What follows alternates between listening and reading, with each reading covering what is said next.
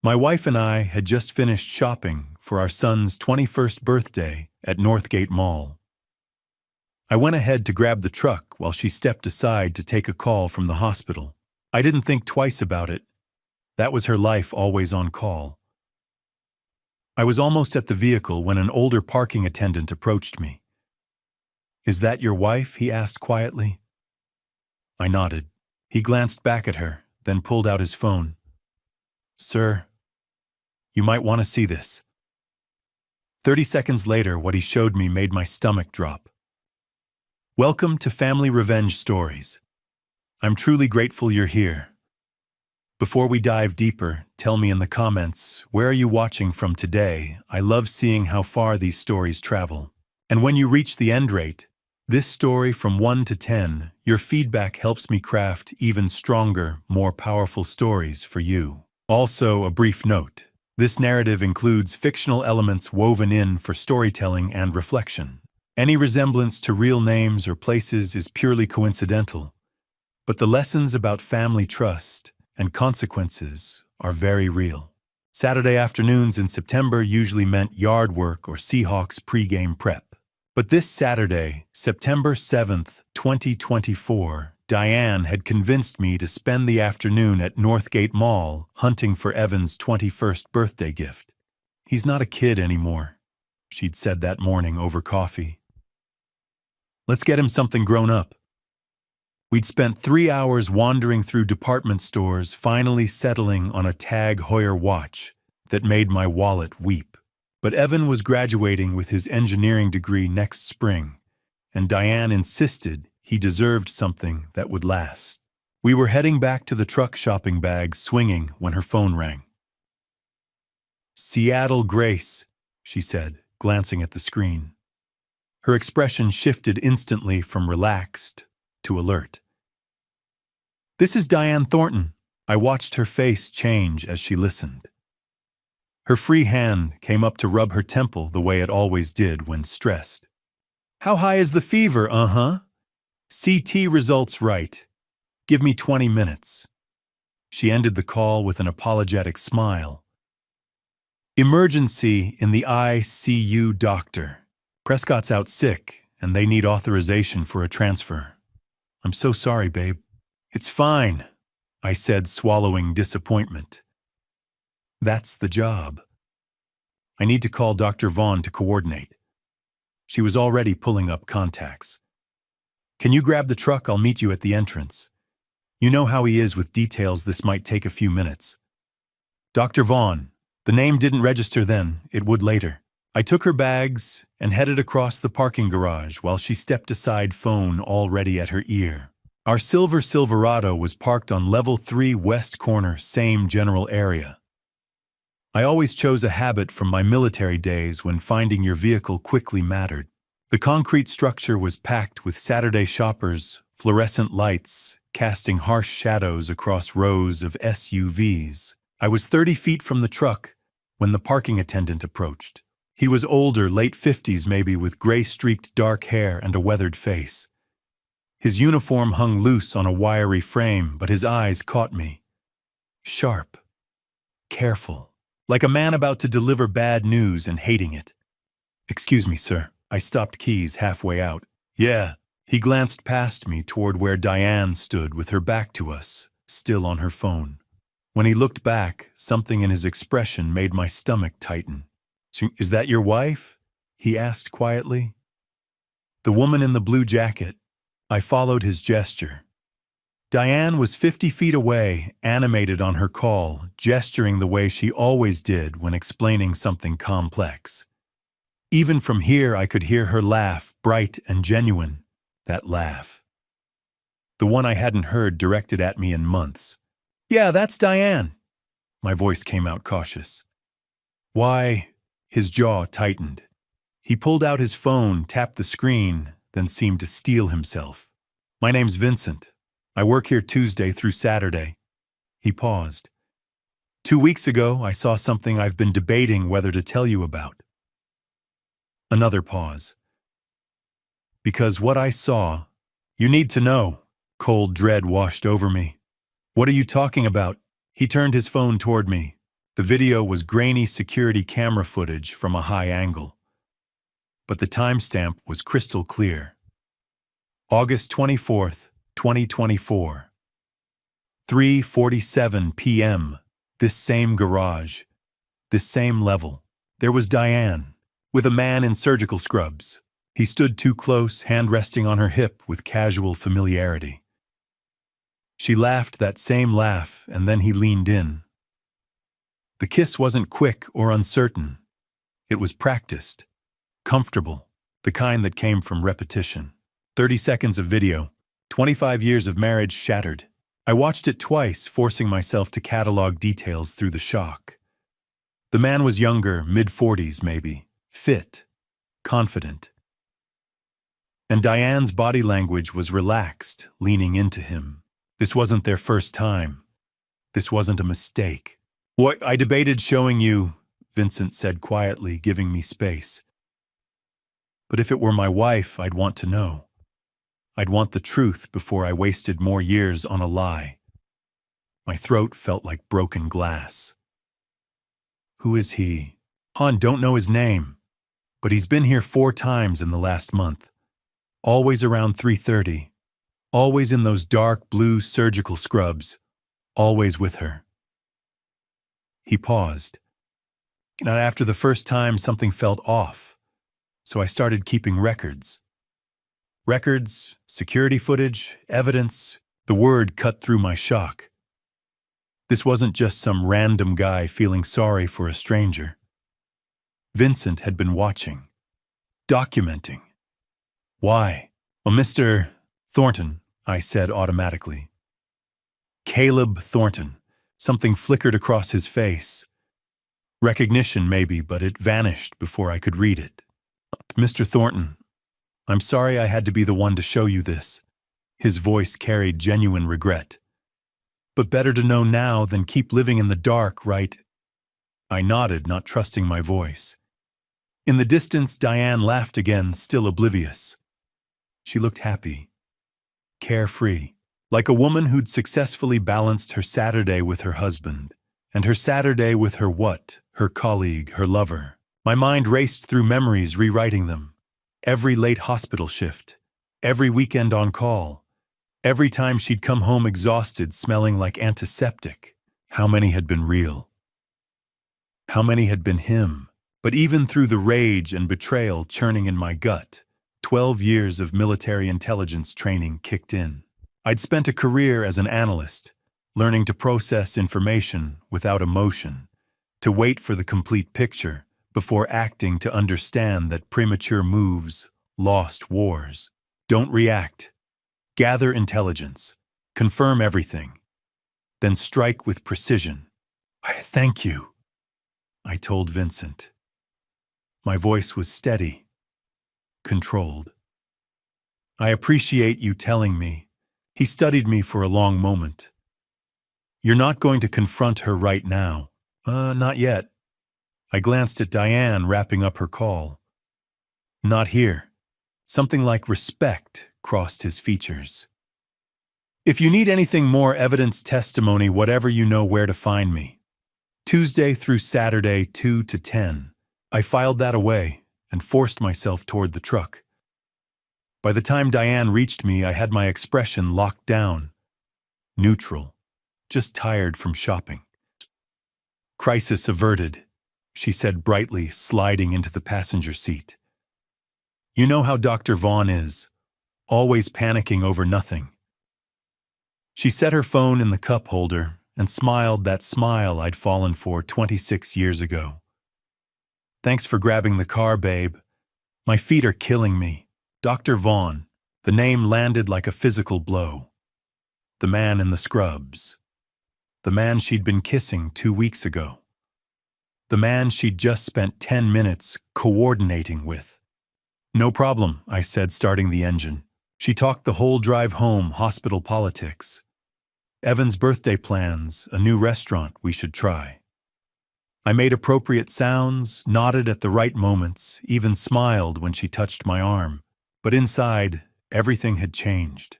The man who would have confronted her in that garage who would have let emotion drive his choices, demanded answers, made a scene that man died somewhere between Vincent's video and the driver's seat.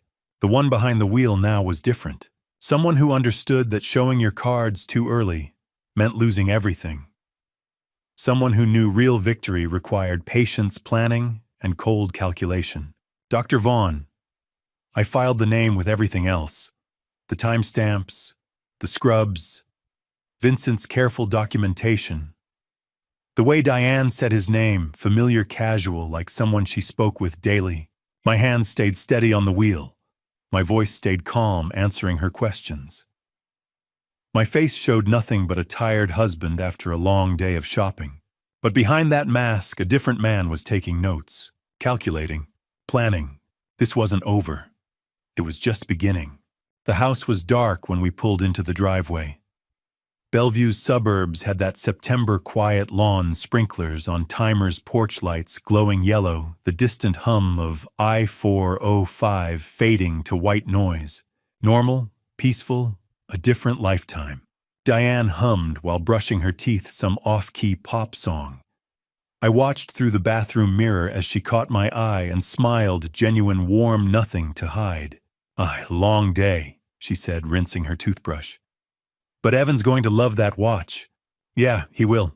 She kissed my cheek and pulled back the covers on her side. Our bed. The one we'd picked out 15 years ago. The one where we'd whispered about our son's grades and college applications and whether he was ready for the world. How much of that had been real? I went through my routine on autopilot, teeth contacts, out phone on the nightstand. Diane was already under the covers, scrolling through something on her phone. Blue light illuminated her focused expression. Then she placed it under her pillow. Not on the nightstand, not beside her, under the pillow. I'd watched her do this for months without questioning it. My alarm's too loud on the nightstand, she'd explained once. This way the vibration wakes me without disturbing you. Considerate, thoughtful, reasonable. Now I knew better. I climbed in, turned off my lamp, stared at the ceiling. The house settled with familiar creaks. The furnace kicked on. A dog barked twice down the street. Diane's breathing evened out within minutes. She'd always been a quick sleeper, planes, waiting rooms, the couch during Seahawks games. I used to envy that. Tonight I watched the digital clock. 11:47, 12:13, 1:28. At 2:04 a.m. her phone buzzed under the pillow. Soft, muffled. But I was so wired I heard it clearly. Diane shifted, reached under the pillow, fingers brushing the phone. Then she smiled, still asleep. A small, unconscious curve of her lips. Who makes you smile like that, even in your dreams? Dr. Vaughn, dark blue scrubs, confident hands, that practiced kiss. I forced myself to breathe. 4 counts in 4, hold 4 out. Box breathing from my army days. Staying calm under fire. Because this was fire. My mind cycled through the past 8 months. Vincent had said 4 times in the last month, which meant this had been going on longer. 8 months of signs I'd missed. The gym bag in her trunk that never needed fresh clothes. The new perfume she'd started wearing in June, floral, expensive, not her usual scent. Her phone always face down. Now passcode locked, notifications hidden. Work's been stressful, she'd said when I'd asked. Hospital politics, budget cuts. I'd believed her. Why wouldn't I, 25 years? A son, a mortgage, joint accounts, retirement dreams. You don't question solid ground until you're falling through it. The rage came in waves. I wanted to shake her awake, demand answers, throw that phone across the room. Make her look at me while I asked who Dr. Vaughn was and how long she'd been lying. But under the rage ran something colder. 12 years as a military intelligence analyst had taught me that emotion kills strategy. Acting on impulse gets people hurt. The person who gathers information and strikes at the right moment wins, not the person who strikes first. If I confronted her now, what did I have? One security video. A suspicious phone habit. Gut feeling. She'd deny it, explain it away. Maybe accuse me of paranoia of not trusting her, and I'd have shown my hand before knowing the full game. No, better to investigate, document, build evidence that would hold up when I needed it. I needed a private investigator, someone who could follow her, confirm Vincent's video, find more. Bank records, phone records, patterns, because if this was real, and I knew it was, I needed to protect myself. Protect Evan, protect everything I'd built. At 3:47 a.m., her phone buzzed again. This time, she didn't smile, but she reached for it, still asleep, pulling it closer like a child with a teddy bear. I closed my eyes and counted breaths. Morning crawled forward. 4:15, 5:02, 6:33. When Diane's alarm went off at 7, I'd been awake 8 hours straight. She stretched, yawned, rolled over, smiling. Morning, babe. Sleep okay. Like a rock. Downstairs, I went through motions. Started the coffee maker she'd insisted we needed 2 Christmases ago. Pulled out eggs, butter bread. Set the table while she showered. When she came down, hair damp, smelling like vanilla shampoo, she was already talking. Evan texted last night. He's thinking about coming home next weekend. We should take him to that steakhouse he loves. She poured coffee, added cream. Oh, and I've been looking at kitchen remodels. Those granite countertops we talked about. I think we should finally do them. She sat at the island, scrolling through Pinterest while I scrambled eggs. I nodded. Made sounds. Asked about countertop colors. Normal. Automatic. A performance I could deliver in my sleep. Because behind the breakfast routine and the coffee and the conversation about kitchen renovations, I was calculating. Vincent's offer. If you need anything, evidence, testimony, you know where to find me. First move. Find a private investigator. Get documentation. Build the case. Second move. Protect assets. Talk to a lawyer. Understand my options. Third move. Wait. Watch. Let her think everything was fine while I gathered ammunition. Diane laughed at something on her phone. Look at this backsplash. Too modern. Little bit, I said, plating eggs. What about the subway tile? She smiled. You always know what I'm thinking. No, Diane. I never did. I set breakfast in front of her. Poured orange juice. Sat across from her at the table we'd refinished together 5 years ago. She talked about Evan's visit, about calling him later to confirm plans. About whether we should repaint the guest room before he came home. And I listened, responded, played my part, because this was war now. Maybe it had been war for 8 months while I'd slept through the invasion, but I was awake now. And in war, the side that strikes smarter always wins. Sunday morning sunlight filtered through the windows, catching dust in the air. The house was quiet except for the refrigerator's hum and a distant lawnmower. Once those sounds meant peace. Now they meant privacy. I opened my laptop and typed Private Investigator Seattle, 247 results. I narrowed it down, Divorce Investigation, Seattle Surveillance Expert. 30 minutes later, I found Brady Merrick. His website was clean and direct. 15 years experience, former Seattle PD, domestic cases, discretion guaranteed. No flashy promises, just competence. His office was in SoDo inside a converted warehouse. Not the cliché trench coat setup. Better. I called. Merrick Investigations. My name is Caleb Thornton. I need to hire someone. Today. A pause. What's the situation? My wife is having an affair. I need to know everything. 2 o'clock. Address is on the site. Come alone. He hung up. Brady's office was on the 3rd floor, past a yoga studio and a design firm. The door was unmarked. Inside the space was spare desk cabinets, coffee maker. No family photos, no clutter. Brady looked about 40. Lean, controlled. His eyes assessed me quickly. Former cop without question. Mr. Thornton, he said, gesturing to a chair. Tell me what you know. I gave him the outline. The parking garage footage Vincent had shown me. 8 months of warning signs. The phone hidden under her pillow. 2 a.m. messages. He asked sharp questions. Her workplace schedule, joint accounts, children. When I finished, he leaned back. You're calm. Most people aren't. I was military intelligence, I said. Emotion clouds, judgment. Something shifted in his expression. What exactly do you want? Everything. Who he is. How long. Where they meet. Financial movement, hers and his. Communications, if possible. I need something that stands in court. He nodded. $150 an hour plus expenses. 2 weeks for a full profile. I'll pay double if you do it in one. He paused. 300 plus expenses. Knowledge is leverage. Right now, she has it. He studied me, then amended the contract. 1 week.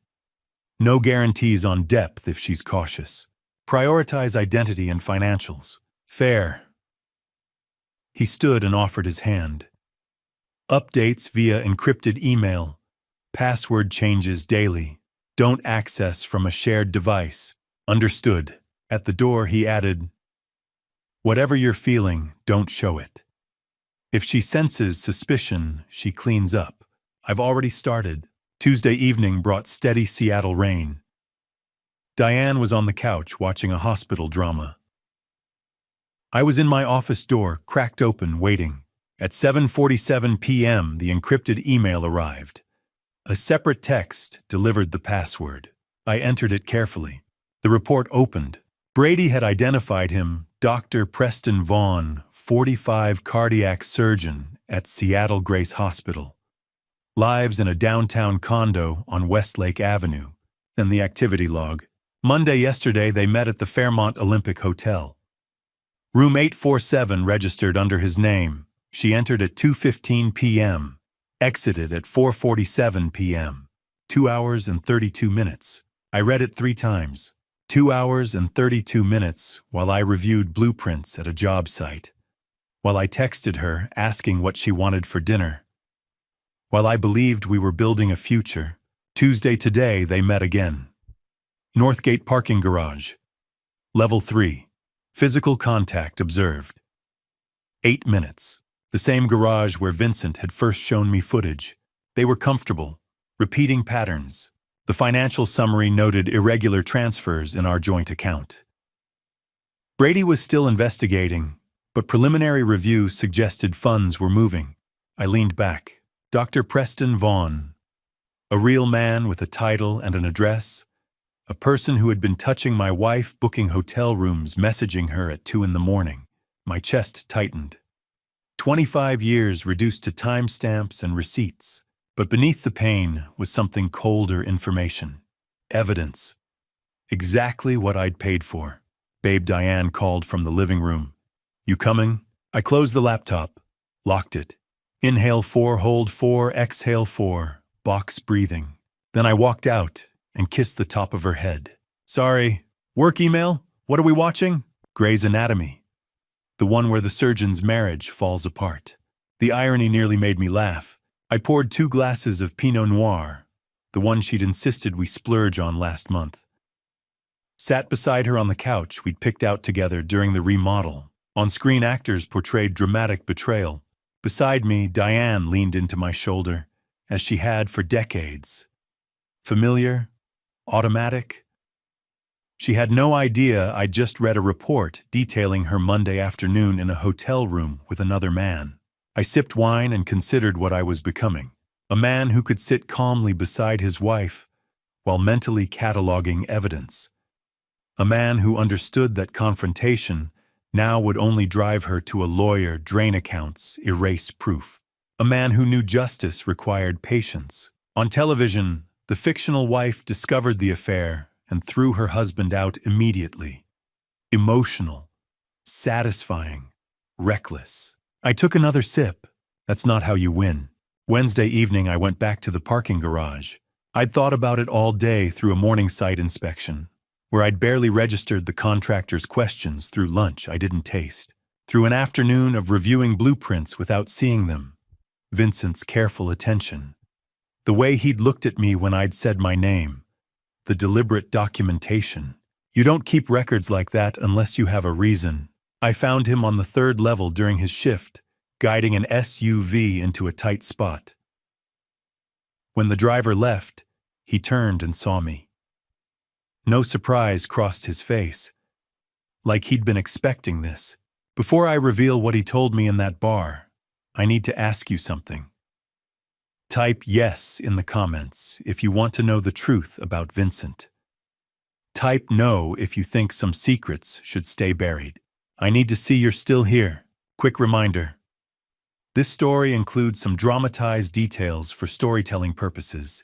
If that's not for you, no hard feelings if you exit now. But if you're staying, buckle up. We need to talk, I said. Not here, somewhere private. He studied me for a moment, then nodded. There's a bar 3 blocks east. Murphy's. I'm off in 20 minutes. Murphy's was the kind of dive that had probably looked the same since the 70s. Dim lighting, scarred wooden bar, Rainier beer signs, and the smell of decades of cigarette smoke baked into everything despite the smoking ban. A handful of regulars hunched over drinks, minds their own business. We took a booth in the back. Both ordered beer. Neither of us touched it. I hired a private investigator, I said without preamble. He confirmed everything you showed me. The affair, the timeline, everything. I leaned forward. But what I don't understand is why you told me in the first place. You don't know me. You could have just let it happen. Stayed out of it. Vincent was quiet for a long time. His hands rested on the table, weathered and scarred working hands. His jaw worked like he was chewing words, trying to figure out which ones to spit out. I could have, he finally said. Part of me wanted to. Part of me thought maybe you deserved it, the perfect life falling apart. Why would I deserve it? Because you got everything I didn't. He met my eyes. But then I watched you. Really watched you. And I realized you didn't know. About any of it. The affair. The other thing. What other thing? Vincent reached into his jacket and pulled out a photograph. Old, creased at the edges, colors faded. He set it on the table between us. A young Asian woman, maybe early 20s, holding a baby. Beside her stood a white man in his 30s, suit and tie, hand resting on her shoulder, but not quite touching the child. I looked at the man's face. The eyes, my father's eyes. The floor dropped out from under me. His name was Thomas Thornton, Vincent said quietly. 58 years ago, he had an affair with my mother while on business in Sacramento. She was a translator at a conference. He was married, had a 2-year-old son back in Seattle. Me. He'd had me. He left before I was born. Never came back. Never sent money. Nothing. Vincent's voice was flat, decades of pain compressed into monotone. My mother raised me alone. Worked 3 jobs. Never told me his name until I was 15. When I finally tracked him down and showed up at his office, you know what he said? I couldn't speak. He said, I have a family. I have a son. You're a mistake. Don't come back here. If you tell him, I'll destroy you and your mother. Vincent's hands clenched. So I didn't. For 43 years I kept that secret. My mind raced. My father, the man who'd taught me to throw a football, who'd come to every little league game, who'd worked overtime to pay for college, had done this. Had another son he'd threatened into silence. How did you find me? I managed. Vincent pulled out another document. A DNA lab report. My name at the top. His at the bottom. Probability of half-sibling relationship 99.97%. 3 years ago, I took a DNA sample from a coffee cup you left at a construction site. I was a licensed private investigator back then, mostly retired now, but I still had connections. Once I confirmed it, He trailed off. I didn't know what to do. Part of me wanted to confront you. Part of me wanted to see if your perfect life was really perfect. Part of me just wanted to protect you from getting hurt the way I did. So you took a job at the parking garage 6 months ago, after I'd watched you for a while, learned your routine, your wife's routine. His expression darkened. 4 months ago, I saw her with Preston. I recognized the signs, the looking over shoulders, the quick touches, the practiced way they moved together. I've done enough domestic surveillance to know what cheating looks like, and you kept watching. I kept records, photos, timestamps, because I thought if it came to it, you'd need evidence. The kind that holds up. He paused. And because I knew what it felt like to be lied to about family, I couldn't let her do that to you without you knowing. My brother. This stranger was my brother. Brady Merrick, I said slowly. The PI I hired. Is he my son? Vincent's mouth twisted. When you called looking for an investigator, I told him to take your case, to do it right, to help you the way I couldn't help myself all those years ago. We sat in silence. Two men who shared DNA and nothing else, connected by a father who'd failed us both in different ways.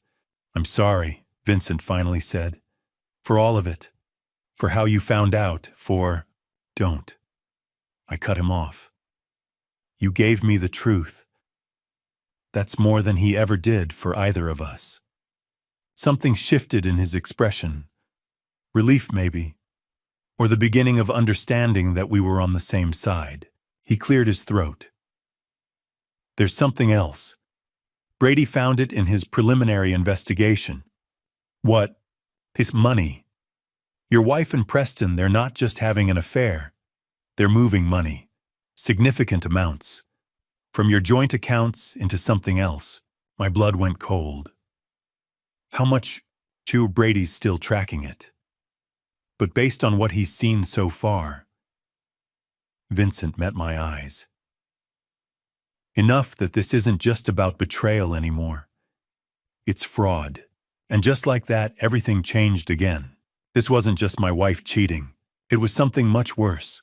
Thursday evening, Vincent asked me to come to his apartment. There's something you need to see, he said on the phone, voice measured. Not urgent, controlled. The kind of tone that meant bad news was coming, but it would be delivered carefully. I'd already had enough bad news for one lifetime. His place was in Capitol Hill, an old brick building squeezed between coffee shops and vintage stores. 3rd floor. No elevator. The hallway smelled of garlic and damp carpet. Vincent opened the door before I knocked. Come in. I stepped inside and froze. The wall opposite the entrance was covered floor to ceiling. Photographs. Dozens. Maybe hundreds. Surveillance shots, some grainy, some crisp. Diane's face appeared over and over, entering hotels, sitting in cafes, laughing, touching a man's arm, getting into cars I didn't recognize. Between the photos were printed bank statements, business registrations, and timeline charts connected with red string. In the center was an 8x10 photo of Dr. Preston Vaughn in surgical scrubs, smiling easily at the camera. Jesus, I whispered. Vincent closed the door. I know how it looks. But this is how investigations work. You map it until the whole pattern shows. I moved closer, drawn to the upper left corner of the wall. February 14th. Valentine's Day. Diane entering the Fairmont Olympic Hotel at 2:17 p.m. Another photo of her leaving at 5:43 p.m. 3.5 hours. I had been in Redmond that afternoon. Site inspection. I'd texted her around 6 asking about dinner. She'd said she was exhausted and wanted takeout. She'd been with him. 8 months, Vincent said quietly. I've documented 6, but Brady traced it back further. Valentine's Day is the first confirmed hotel visit. 8 months of lies. 8 months of goodnight kisses that tasted like betrayal. My eyes followed the timeline. March 7th, parking garage. March 23rd, downtown restaurant. April 9th, another hotel. May 2nd, her car outside his condo for 4 hours during a board meeting. The pattern repeated with precision. Then I noticed the business documents pinned near the center. What Summit Healthcare Partners, LLC? I asked. Vincent stepped beside me. Registered March 20th. Co-signed by Diane Thornton and Preston Vaughn. My stomach tightened. On paper, it's a medical equipment supplier, he said. They do sell some equipment legitimate enough to pass inspection, but the pricing is inflated. A handful of small clinics are involved. He handed me bank statements.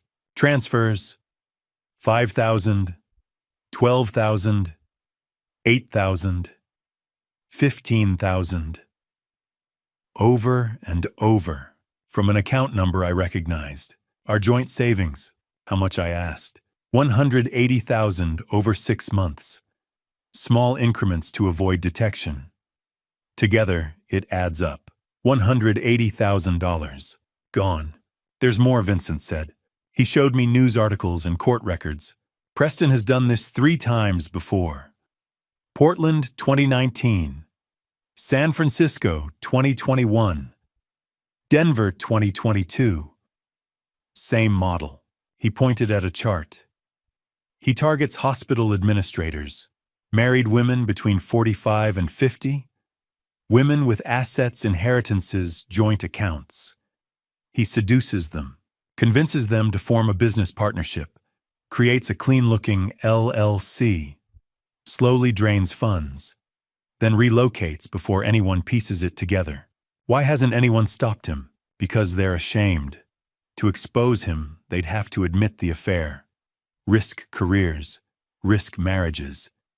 He keeps each case under major felony thresholds when possible, and he makes every woman feel chosen.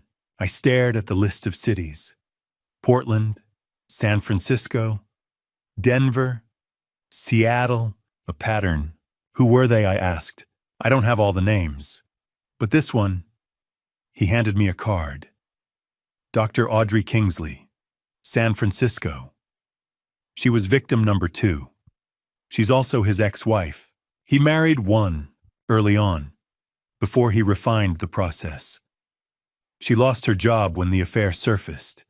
He drained a $400,000 inheritance before disappearing. Vincent met my eyes. She's been waiting for someone to stop him. When I explained your situation, she agreed to talk. She's flying in tonight. When? Tomorrow, if you want. I turned back to the wall. A recent photo caught my attention. Diane in a cafe last week laughing. Preston leaning forward, intent on her face. She looked alive, happy. She had no idea. She doesn't know, does she? I asked. Almost certainly not, Vincent replied. That's his skill. He makes every woman believe she's the exception, that what they have is rare. I thought about Diane defending him at dinner, about the way she said his name, about how convinced she must be that this was love. She was a victim, like Audrey Kingsley, like the others. But that didn't erase what she'd done to our marriage, or the money, or the deception. I turned to Vincent, my brother, a man I'd known for less than a week, but who now stood at the center of this unraveling. Set up the meeting with Audrey Kingsley, I said. Tomorrow. He nodded. I want to know everything. Friday morning I called my sister. Bryn, I need your help. Legal help. Silence. Bryn Whitmore didn't do silence. 25 years as a divorce attorney had trained her to fill every pause with strategy. But this time she was quiet for 3 long seconds. Come to my office, she said at last. Now. Her office sat on the 10th floor of a downtown high-rise overlooking Elliott Bay. Corner suite, expensive furniture, diplomas and bar certifications framed along one wall. The kind of office you earn after decades of winning custody wars and dismantling joint assets. She closed the door behind me. Bryn was 4 years older, sharp-featured gray threading through her dark hair, gray she'd stopped dyeing years ago. Gray makes opposing counsel underestimate me, she used to say. Sit, she said now. Talk. So I did. I told her everything. The parking garage footage. Vincent, the half-brother I never knew existed, born from our father's affair 58 years ago. The wall of surveillance photos. 8 months of lies.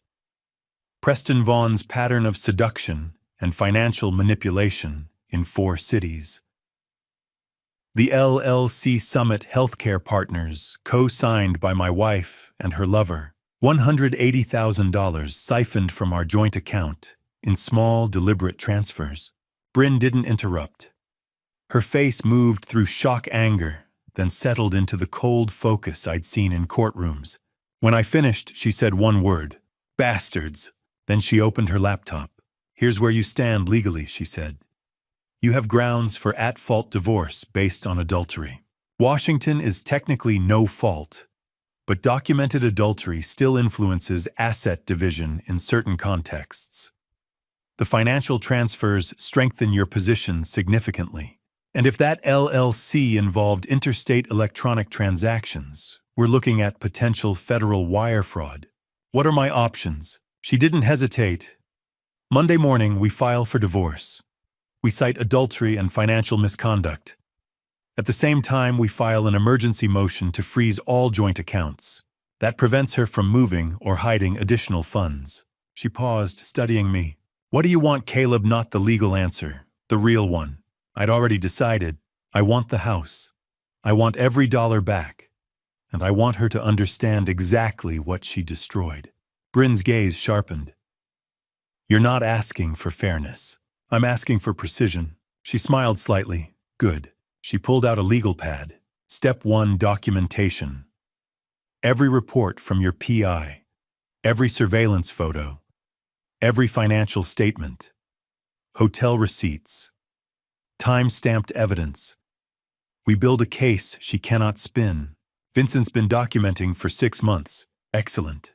She continued writing. Step 2, emergency account freeze. Once approved, and with this evidence, it will be she cannot access funds without court authorization. She tapped her pen thoughtfully. Step 3, the house. Did Dad ever update the mortgage structure after Mom died? No. Why? She turned her laptop toward me. Because he inserted a protection clause when you refinanced. If the marriage dissolves under proven adultery, his estate retains an interest in the property. That protects your equity. She forfeits her claim. I stared at her. You're serious. Dad had seen too many men get wiped out in divorce. He drafted it to shield you. She gave me a look. Yes, ironic, considering his own history. But he protected you. Another layer I hadn't known existed. Step 4. Bryn said we leveraged the LLC fraud. Participation in financial misconduct can shift asset division heavily in your favor. She didn't just cheat. She diverted joint funds. Courts take that seriously. Will it hold? With this level of documentation, yes. Especially if the FBI opens a file. What about Evan? Her expression softened. He's 20, no custody issues. You tell him when you're ready. Legally, he's separate. I nodded, keeping the DNA question I'd been wrestling with to myself. One battle at a time, Caleb Bryn said quietly, leaning forward. Once we file, this ends. Completely. No reconciliation window. Are you certain? My marriage ended 8 months ago, I replied. I just learned about it last week. She held my gaze, then nodded. Then we finish it properly. She reached for her phone. Judge Williams owes me a favor. I'll secure an emergency hearing Monday afternoon for temporary orders. That gives us the weekend to finalize everything. Thank you. Don't thank me yet, she said. This will get ugly. Diane will fight. Preston will hire counsel the moment he senses pressure. If federal investigators step in, it escalates quickly. I have Vincent. I have Brady. I have 6 months of documentation. And now I have you. That earned a different smile, less attorney, more sister. Yeah, she said. You do. When I stepped out of her office, my phone buzzed. Vincent. Audrey Kingsley confirmed for tomorrow, 2 p.m. Ballard Cafe. She has evidence. A lot. I texted back, I'll be there. 3 days ago, I'd been shopping for my son's birthday present, believing I was in a solid marriage. I'd been blind, comfortable, trusting. Now I had a private investigator, a half-brother with a wall of evidence, an ex-wife of my wife's lover flying in with documentation, and the best divorce attorney in the city drafting emergency motions. I wasn't reacting anymore. I was building a case. Saturday afternoon, I met Dr. Audrey Kingsley at a coffee shop in Ballard. She was already there when I arrived, sitting at a corner table away from the windows. 47, polished in that professional way that spoke of years climbing corporate ladders. Dark suit, minimal jewelry, hair pulled back neat. But it was her eyes that told the real story, tired in a way that sleep couldn't fix, the kind of exhaustion that came from surviving something that should have destroyed you. Mr. Thornton. She stood as I approached, offered her hand. Firm grip, steady eye contact. Whatever Preston had done to her, she hadn't let it break her completely. Thank you for agreeing to meet, I said, sitting across from her. Thank you for reaching out. She wrapped both hands around her coffee cup like she needed the warmth. When Vincent called and explained the situation, said Preston was working the same pattern again in Seattle, I knew I had to help. Tell me what happened between you and Preston. She took a slow breath, organizing thoughts she'd probably organized 1,000 times before. We met 7 years ago. I was CFO at Oregon University Medical Hospital. Preston was the new hire, brilliant cardiac surgeon, charming, younger than most department heads. He made an impression immediately. Her mouth tightened. My marriage was struggling. 25 years, 2 kids already in college.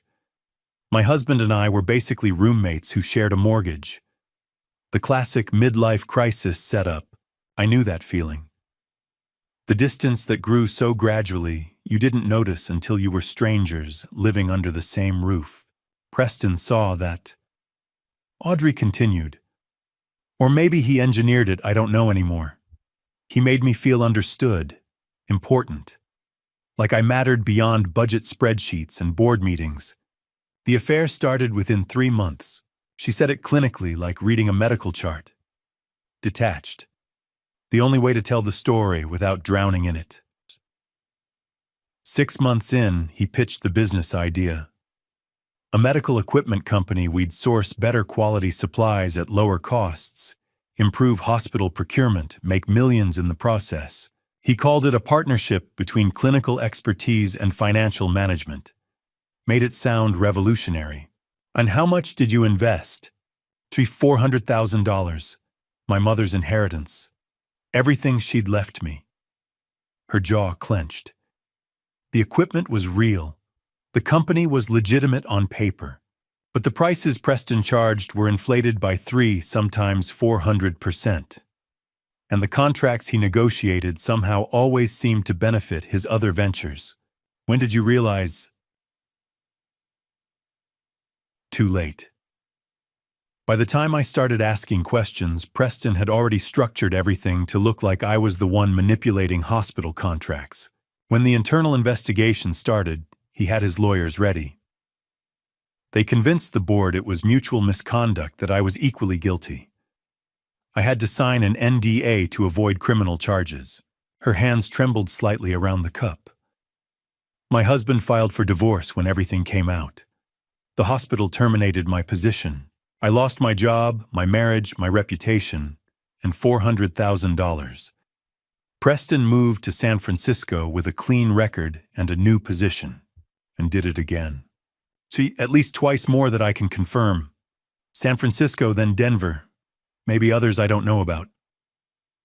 She pulled out a folder from her bag. I've been building a file.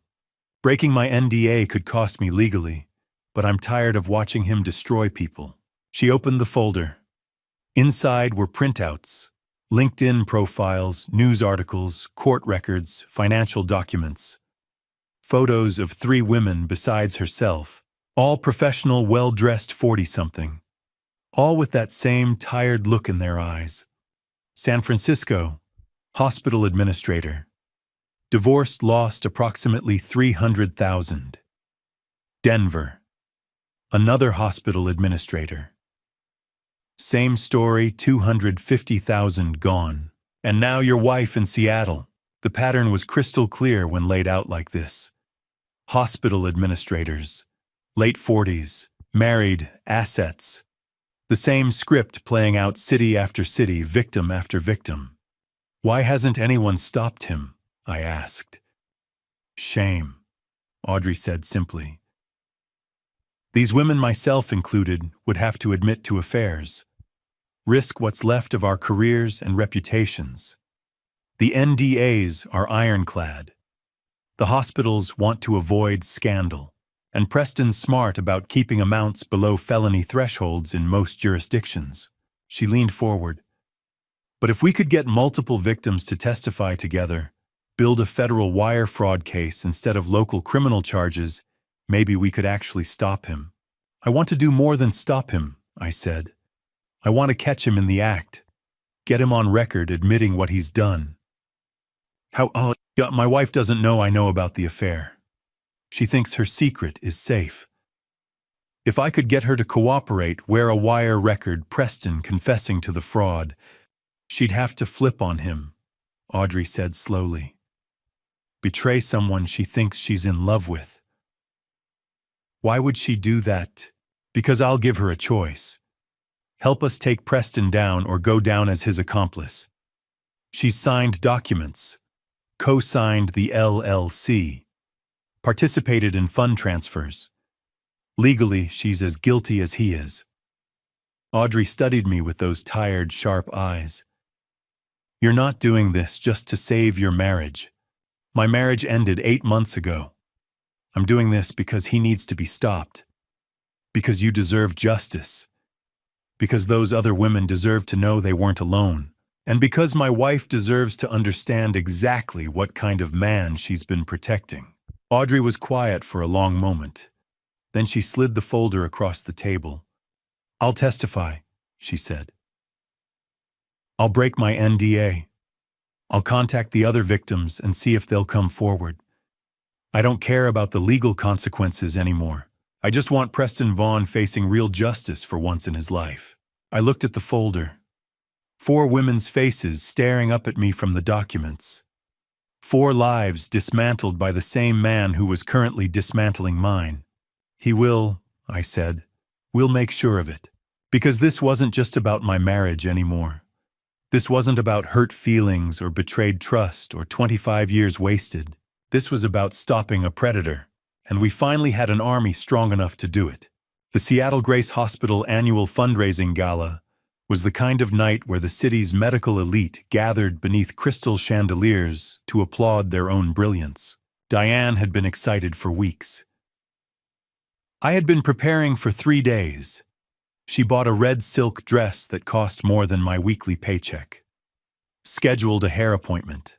Talked endlessly about board members, wealthy donors, and department heads angling for promotion. That morning I rented a tuxedo. The clerk asked if it was for a wedding. Something like that, I told him. Now we stood in the Fairmont Olympics Grand Ballroom, the same hotel where she'd spent Monday afternoons in room 847 with Preston Vaughn, and I watched her perform. She glided between hospital administrators, laughing lightly, kissing cheeks, embodying the devoted executive's wife. She was still the woman who had caught my eye 25 years ago, still beautiful, still magnetic, still capable of lighting up a room. I just hadn't realized that glow included 8 months of betrayal with a cardiac surgeon. Vincent was outside in a valet uniform arranged through an old private investigator contact. Bryn stood near the bar in black, poised and watchful, playing my supportive sister while serving as legal witness.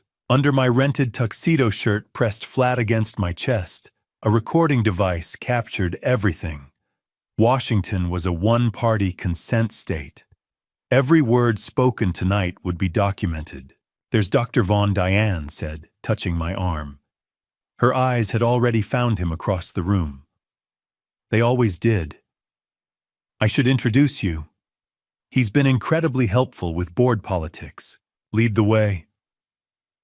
She laced her fingers through mine, her wedding ring flashing beneath the chandeliers, and guided me through the crowd.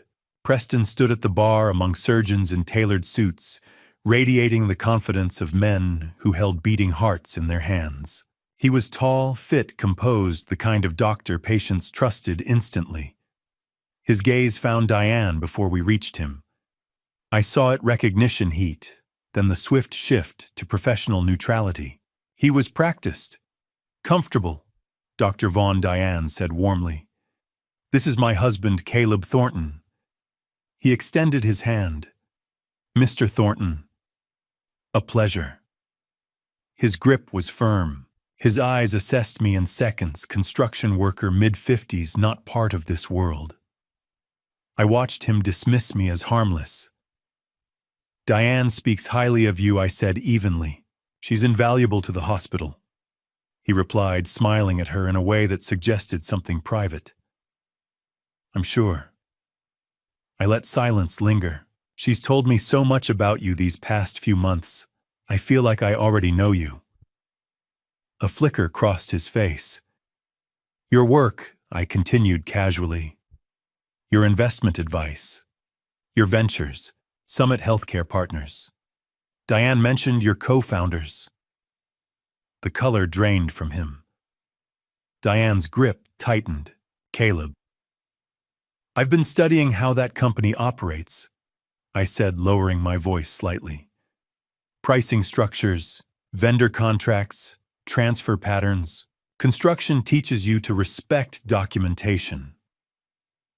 I don't know what you're implying, Preston said. I know everything, I replied quietly. Every meeting, every transfer, every hotel room. Fairmont Olympic. Room 847. Monday afternoons, 2.5 hours on average. Summit Healthcare Partners, registered March 20th. Co-signed by you and my wife. $180,000 transferred from our joint accounts in 6 months. Diane made a small, strangled sound. Preston's charm dissolved. His eyes hardened. You don't know what you're dealing with. Try me. He leaned closer, voice sharp. I have friends, board members, city council. I'm a respected cardiac surgeon. You're a construction worker. His lip curled faintly. Who do you think they'll believe? I smiled. Because he had just handed me exactly what I needed, recorded, preserved. Let's find out, I said. Then I raised my voice just enough for nearby guests to glance over. Very nice meeting you, Dr. Vaughn. Enjoy the evening. I turned and walked away without looking back, leaving them frozen beneath crystal light and polished marble. Behind me, panic spread in subtle ripples.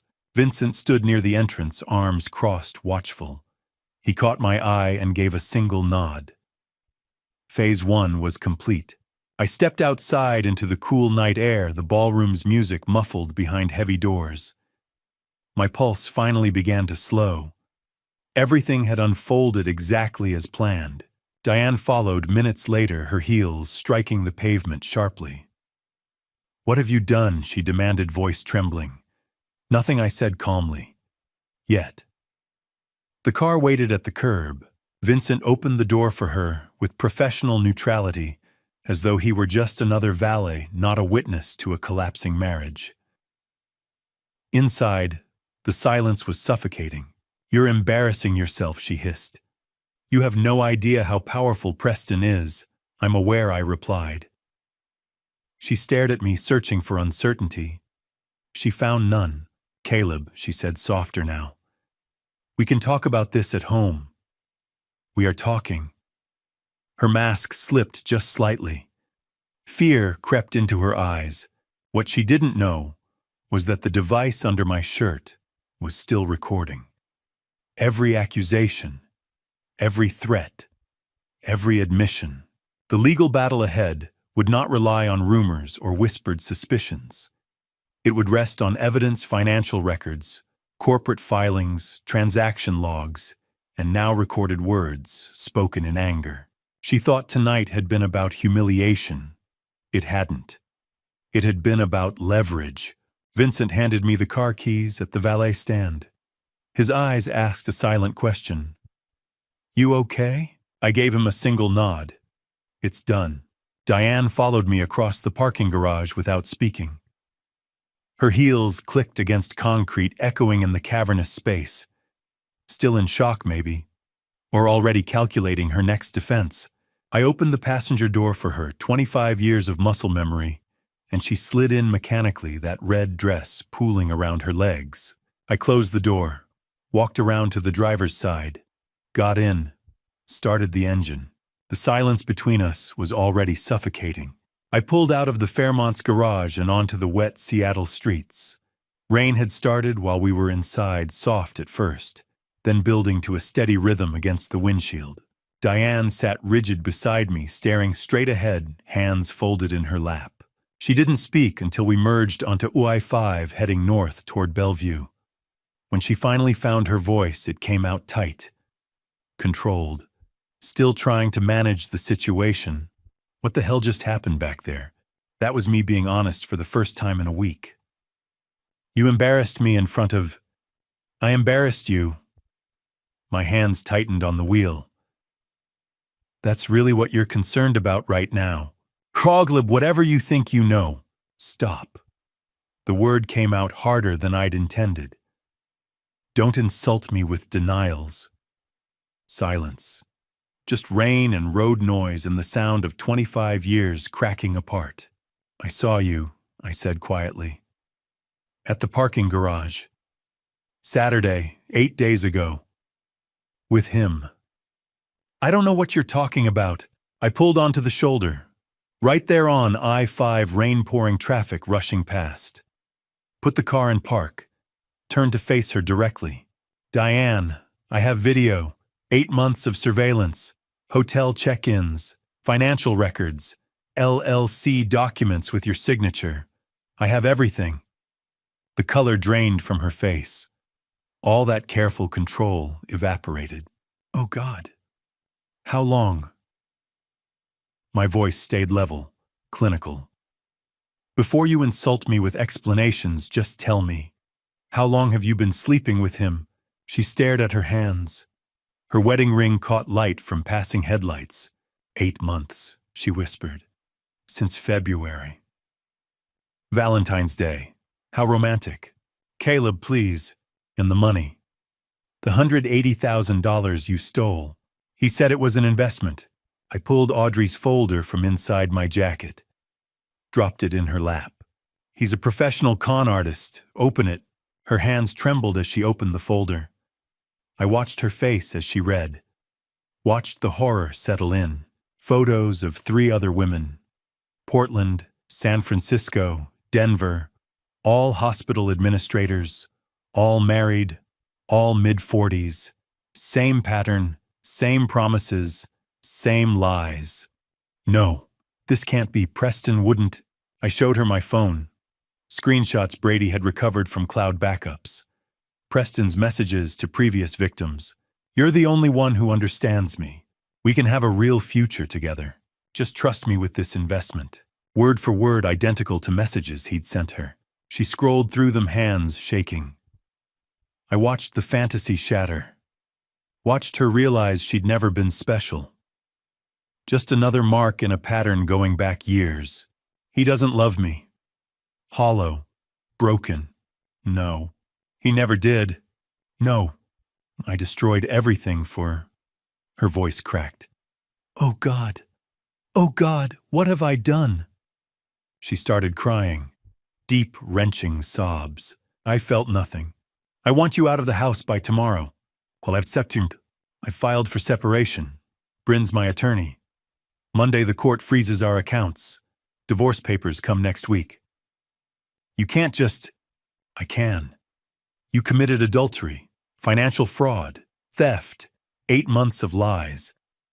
I paused. Maybe longer. She went very still. What do you mean? Evan. I kept my eyes on the road as I pulled back into traffic. He's not mine, is he? Silence. I'm type O, you're type B, Evan's type A. That's genetically impossible if I'm his biological father. Caleb, please.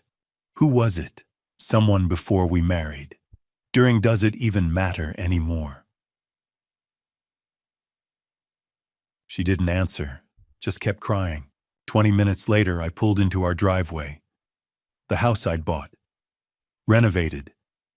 Made into a home. The house where I'd raised another man's son. Get out! She stumbled from the car, mascara running that expensive red dress soaked from rain. I watched her fumble with her keys disappear through the front door. I sat there, engine idling, rain drumming on the roof. Tomorrow, everything would change. Monday, the legal machinery would start. By next week, divorce papers would be served. By next month, it would be over. But tonight, I just sat in my driveway and felt the weight of 25 years turning to ash. Not satisfaction, not victory, just a hollow, aching emptiness where my marriage used to be. The DNA test results arrived Monday morning via encrypted email. I sat in Bryn's office staring at the laptop screen, reading the lines over and over.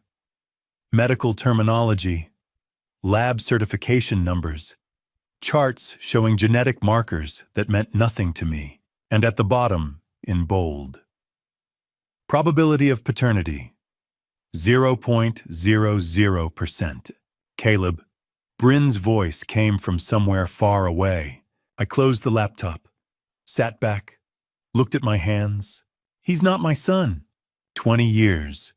Every birthday party where I'd carried the cake while everyone sang. Every baseball game where I'd taught him to swing level, keep his eye on the ball. Every parent-teacher conference where teachers told me what a good kid he was, how proud I must be. Every time he'd said, "I love you, Dad," before bed. I'm so sorry, Bryn said quietly. Are you? I stood, walked to the window. Downtown Seattle stretched below buildings and traffic and people living their normal Monday mornings. Because I'm not sure how I'm supposed to feel right now. However you feel is valid. The blood types, I said, still staring out the window. I looked it up last week. Type O and type B can't produce type A. It's genetically impossible. I turned to face her. 20 years of diapers and homework and parent-teacher conferences. 20 years teaching him to ride a bike, drive a car, be a good man. And none of it was real. Stop. Bryn's voice was sharp. She stood, came around her desk. Don't do that. Don't let Diane's lie poison what you built with that boy. It was built on your choice to love him, to show up, to be there. She pointed at the closed laptop. That test tells you about biology. It doesn't tell you about fatherhood. You've been his father in every way that matters. But he's not. He's your son, Caleb. You raised him. Biology doesn't determine that. Love does. Time does. Presence does. Her eyes were fierce. That number on the screen, that's not 0. What you've given him for 20 years, that's everything. I sank back into the chair. Felt something in my chest crack open. How do I tell him? My voice came out rough. That his whole life is built on his mother's lie. Bryn sat on the edge of her desk. Does he need to know right now? He deserves the truth. He's 20, away at college. Senior year, the most critical time for his development, his career plans, his sense of identity. She paused. Telling him now would destroy him. So I just lie by omission, haikchum. No, you wait. Until after graduation. Until he's stable, employed, ready to process something this devastating. Until you're ready to have that conversation. I thought about Evan. engineering senior, job interviews coming up, his whole future ahead of him. We wait, I said finally, and we protect that choice. Bryn pulled up a document on her computer. Non-disclosure clause in the divorce settlement. Diane is prohibited from telling Evan about the paternity. If she violates it, she faces financial penalties and contempt charges. That feels wrong, like I'm covering up the truth. You're not covering it up. You're controlling when and how Evan learns something that will fundamentally reshape his understanding of himself. Bryn turned the screen toward me. You can tell him later, when he's ready, when you're ready. But Diane doesn't get to weaponize that truth in anger or spite. You decide, not her. I stared at the clause, read it 3 times. On my terms, I said, not hers. Exactly. Bryn opened another folder. Let's talk asset division. She walked me through it. Clinical, professional, 25 years reduced to spreadsheets. The house $800,000 in equity would go to me. Dad's infidelity clause. The irony wasn't lost on me. My father, who'd had his own affair that produced Vincent, had still thought to protect me from the same fate. Retirement accounts $1.4 million total. I'd keep $1.2 million. Diane would keep only her own 401k, about $200,000. She'd forfeited the joint savings through fraud and theft. My construction business, $500,000 in value, stayed entirely mine. Built before and during the marriage, but she'd forfeited any claim through adultery. No alimony. At-fault divorce plus financial fraud meant she walked away with almost nothing. Ma, the emergency hearing is at 2, Bryn said. Judge Williams will freeze the joint accounts today. Diane won't be able to touch another dollar without court permission. And the divorce papers, served by end of week. She paused. This is really happening, Caleb. Once we file, once these accounts freeze, there's no going back. Are you ready? I thought about Evan away at college, unaware that his family was imploding. Unaware that his mother had lied about his paternity for 20 years. Unaware that I was fighting to protect him from truths he wasn't ready to handle. I thought about Diane, who'd stolen 20 years of truth from both of us. Who'd built our family on lies I was still uncovering. I thought about Preston Vaughn, who'd destroyed multiple lives for money and ego, and would have walked away clean if I hadn't stopped him. I'm ready, I said. Let's end this. Bryn slid the papers across her desk. I picked up the pen and signed. Monday evening, I sat alone in the house that was finally just mine. The silence felt different now. Not empty, just quiet. Diane had been gone since Saturday night. Her things were still upstairs, clothes, makeup, shoes, but she was gone. Staying at some hotel downtown, probably. Using the credit card I hadn't frozen yet. That would change tomorrow morning. My phone buzzed on the kitchen counter. Voicemail notification. Diane's number. I stared at it for a long moment. Debated not listening. But curiosity, or maybe strategy, won out. I hit play. At first I thought she was calling me. Then I heard the rustling sounds. Muffled movement. The hollow acoustic of a phone in a purse or pocket. Pocket dial. She'd called me by accident. And then I heard her voice trembling, talking to someone else. Preston, please pick up, please. My hand tightened on the phone. Ringing sounds through the recording. Once, twice, 3 times. Then a click. What? Preston's voice came through cold. Flat. Nothing like the charming surgeon who'd smiled at me at the gala. Oh, thank God. Diane's voice was thick with tears. Caleb, he knows everything. About us, about the money, everything. He froze the accounts, filed for divorce. I told you not to call me. Preston, what do we do? I don't know what to... We. His voice turned sharp. There is no we anymore, Diane. Silence. Then Diane's voice, smaller, broken. What do you mean? I mean, you were careless. You let yourself get caught. I can't be associated with any of this. But you said we'd start over together. California. The practice we'd build. I said a lot of things. Matter of fact, like he was discussing weather. Look, this was fun while it lasted, but you've become a liability. A liability. Her voice cracked. Preston, I left everything for you. My marriage, the LLC is in your name. The transfers came from your accounts. Your signature is on everything. Each word was a door slamming shut. Good luck explaining that to your lawyer. You can't just, Preston, please. Watch me. Click. The line went dead. For several seconds, there was nothing but the sound of Diane breathing. Then she started sobbing. Deep, wrenching sounds that might have moved me 2 weeks ago. Now I just listened clinically. Evidence. Every word was evidence. Oh, God, she whispered to herself through the tears. He never loved me. He was just using me all along. Oh, God, what have I done? The voicemail cut off. Time limit reached. I stood in my kitchen phone, still pressed to my ear, staring at nothing. Then I played it again, listened to the whole thing a second time. Preston's cold dismissal. Diane's realization hitting in real time. The confirmation that everything Audrey had told me was true. Preston Vaughn was a professional. He'd done this before. He'd do it again, unless we stopped him. I saved the voicemail. Forwarded it to myself via email. Backed it up 3 different ways. This was exactly what we needed.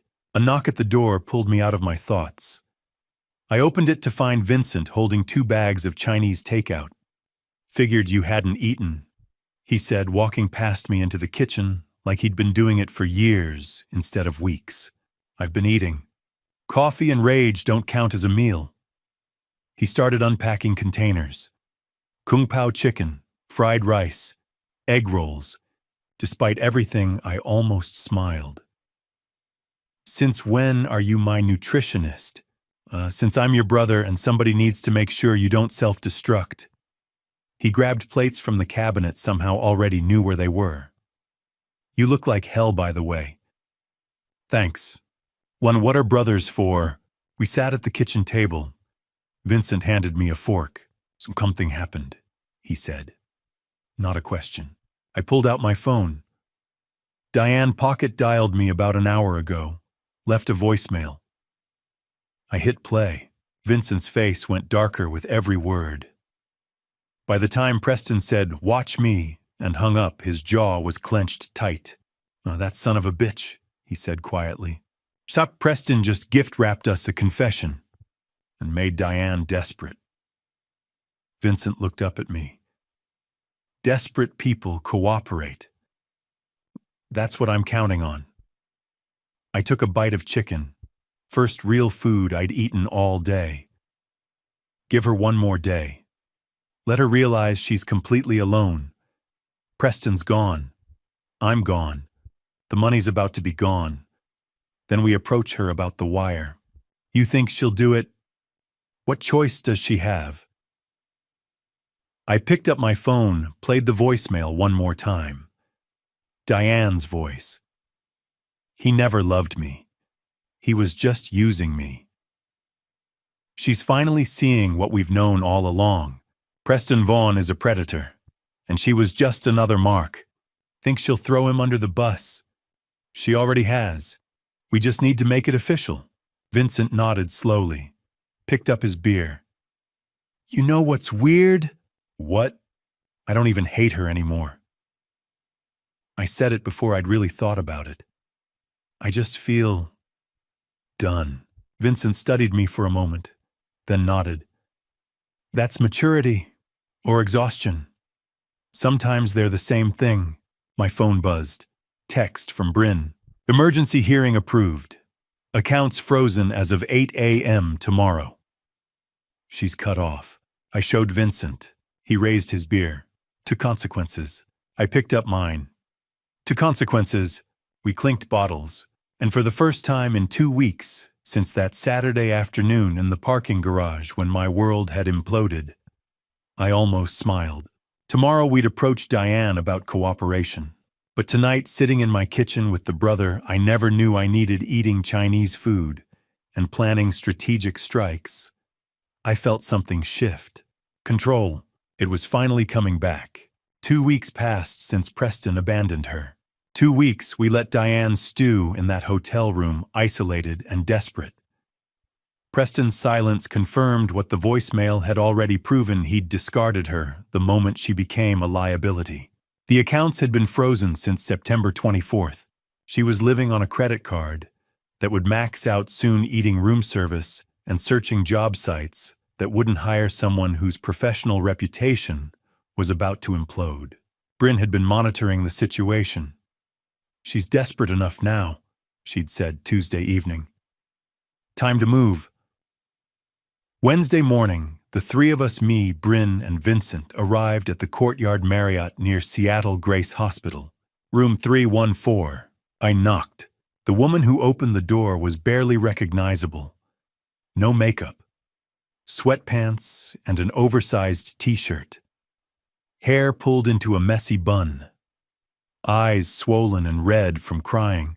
This was the same woman who'd worn that red silk dress to the gala 2 weeks ago, radiant and confident, and completely unaware her world was collapsing. "Caleb," her voice cracked. "I didn't think you'd—" "This isn't a request," I said. She stepped back, letting us in. The hotel room told its own story. Unmade bed. Room service trays stacked on the desk. Laptop open to LinkedIn, and indeed evidence of a desperate job search that wasn't going anywhere. The clinical smell of industrial cleaning products mixed with stale coffee. Bryn walked in first, professional and cold. "I'm Bryn Whitmore, Caleb's sister and attorney. We're here to discuss your options." Diane looked between us, confusion mixing with fear. "My options? You're facing federal wire fraud charges." Bryn's voice was crisp, clinical. "The $180,000 you transferred to Summit Healthcare Partners constitutes federal bank fraud. That's a federal crime. 5 to 10 years in prison if convicted." Diane's legs seemed to give out. She sank onto the unmade bed. "I didn't know. Ignorance isn't a defense. You signed the documents. You executed the transfers. You're an accomplice." Bryn pulled out a folder. "Preston Vaughn has said the same things to 3 other women. Take a look." She handed over Audrey's folder. Diane opened it with shaking hands. I watched her face drain of color as she read.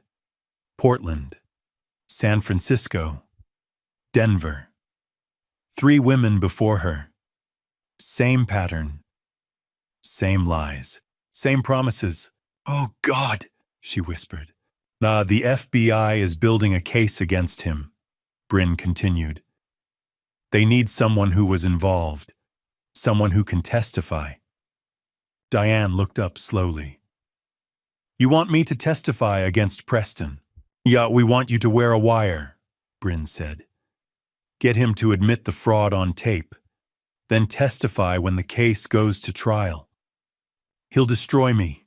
I spoke for the first time since entering. "He already destroyed you." My voice was calm, factual. "Not cruel, but not kind either. You lost your husband. You're about to lose your home. Your reputation is gone. Preston doesn't care about you. He hasn't called back because you're no longer useful to him." Diane flinched like I'd slapped her. "Here are your options," Bryn said.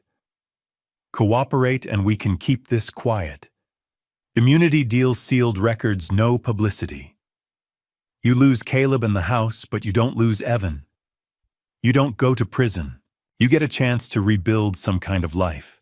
She paused, letting that sink in. Or don't cooperate. We prosecute you alongside Preston. You lose everything, including any chance at a relationship with your son." At Evan's name, Diane's head snapped up. "Did you tell him—" "No," I said. Because despite everything, I don't want to destroy my son's life. But if you don't cooperate, if you force us to go to trial, everything becomes public. Evan will know exactly what kind of person his mother is. That's blackmail. That's reality. Bryn cut in. Silence filled the hotel room. Diane looked between us, desperate for a way out that didn't exist. If I do this, she said finally, voice barely above a whisper, will it change anything between us? No. I kept my voice level.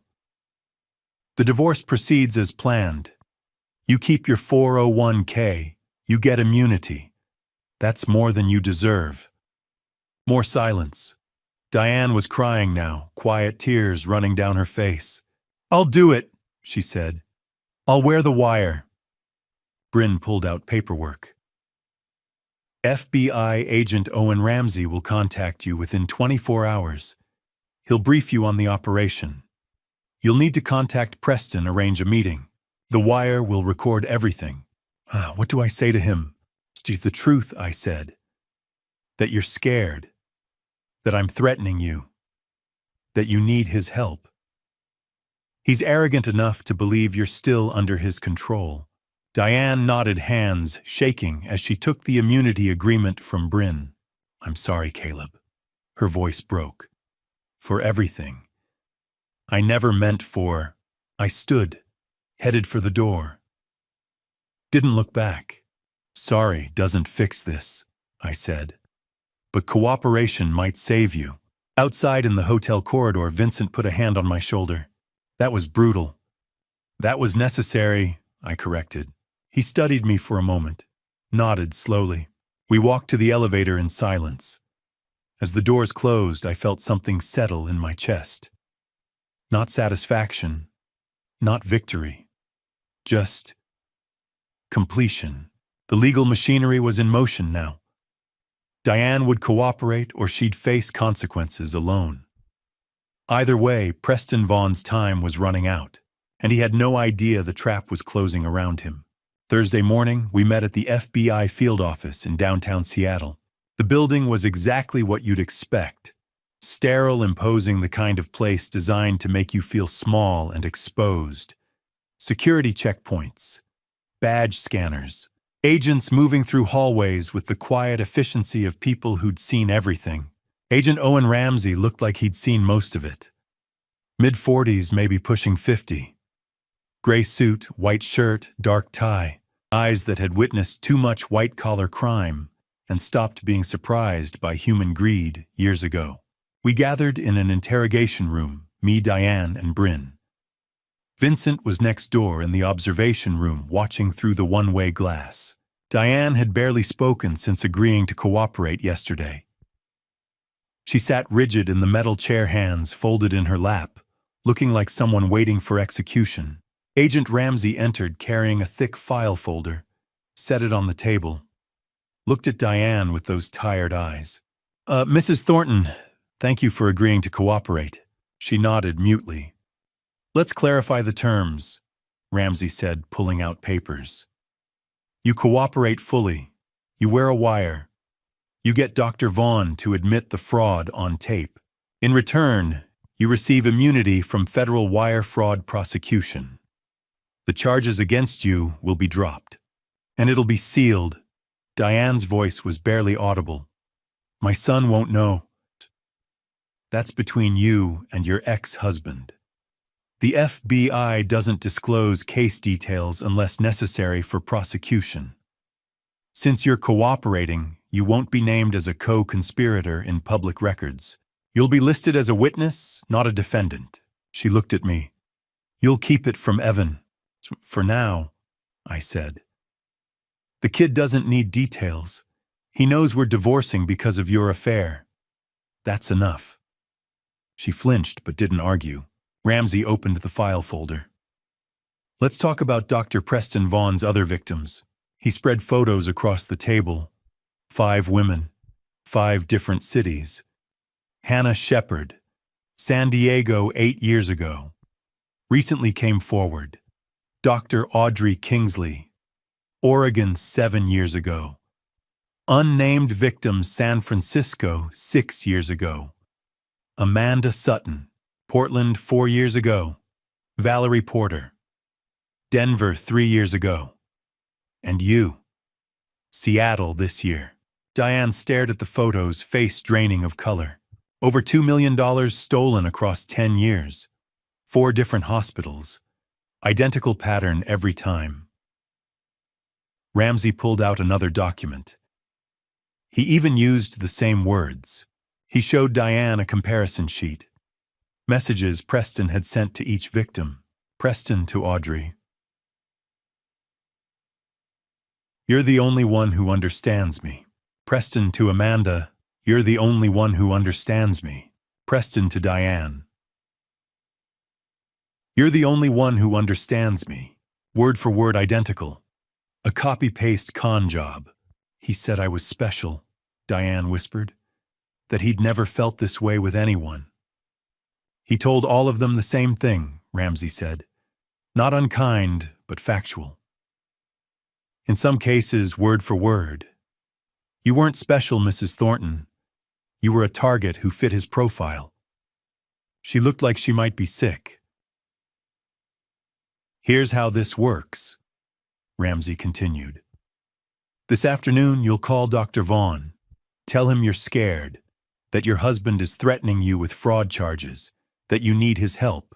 He'll come to your hotel. Men like him can't resist the opportunity to reassert control. What if he suspects? He won't. You're desperate and frightened. That's exactly what he expects. That's what makes you controllable in his mind. Ramsey leaned forward. Men like Preston Vaughn rely on power dynamics. He thinks you're weak. That's his weakness, underestimating people. He pulled a small device from his briefcase. This is a wire. We'll attach it between your ribs under your shirt. Invisible. You'll meet Preston in your hotel room. FBI agents will be in the adjacent room monitoring everything. Your job is simple. Get him talking about the LLC, the money, his pattern. He'll incriminate himself if he thinks you're still on his side. Diane's hands were shaking. What do I say? The truth. That you're terrified. That you don't know what to do. Ask him for advice.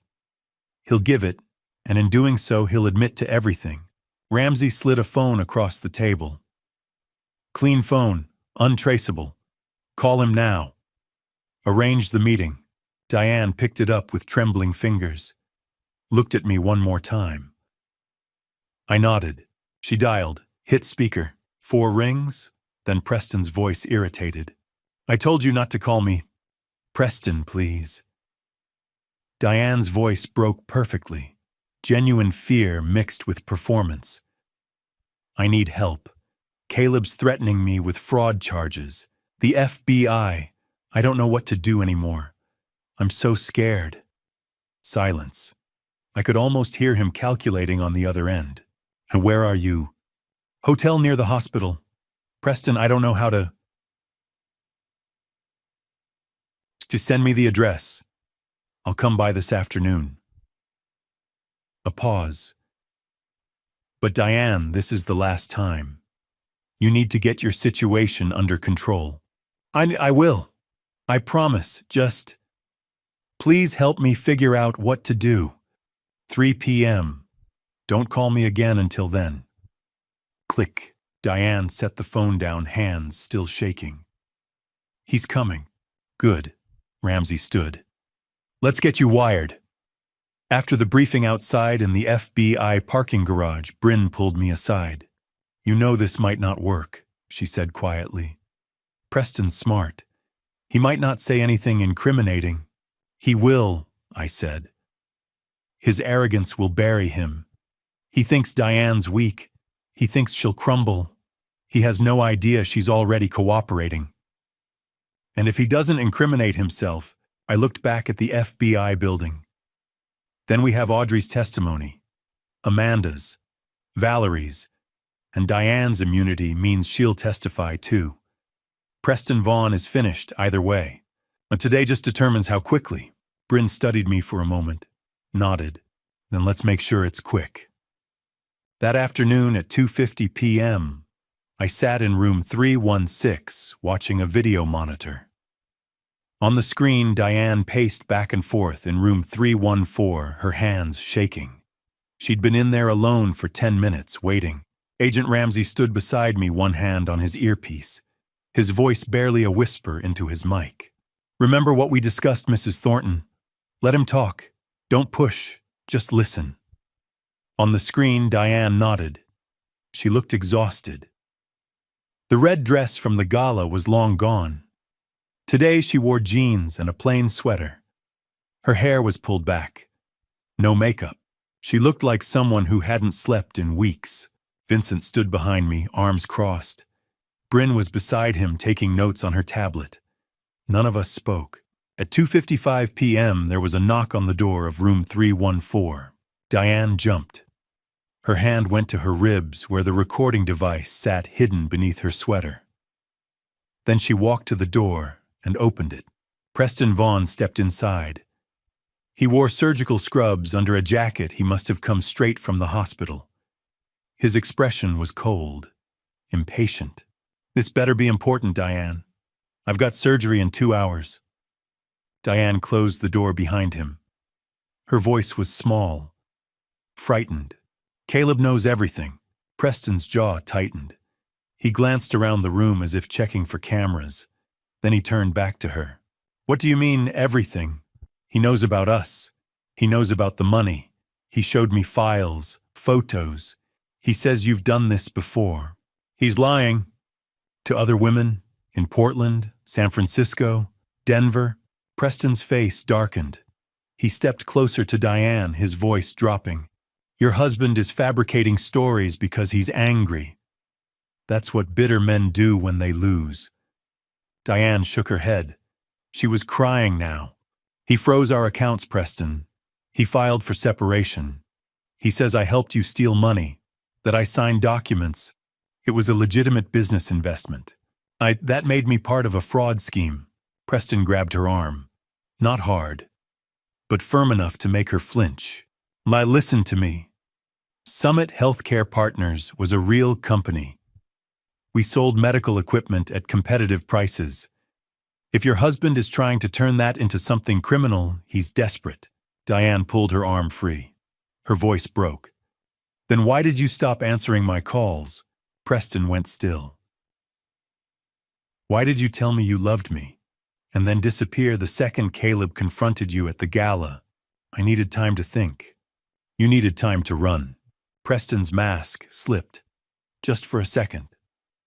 Long enough for me to see the man beneath the surgeon's confidence. The con artist. The predator. What do you want from me, Diane?" "I want the truth." Her voice was shaking, but she held his gaze.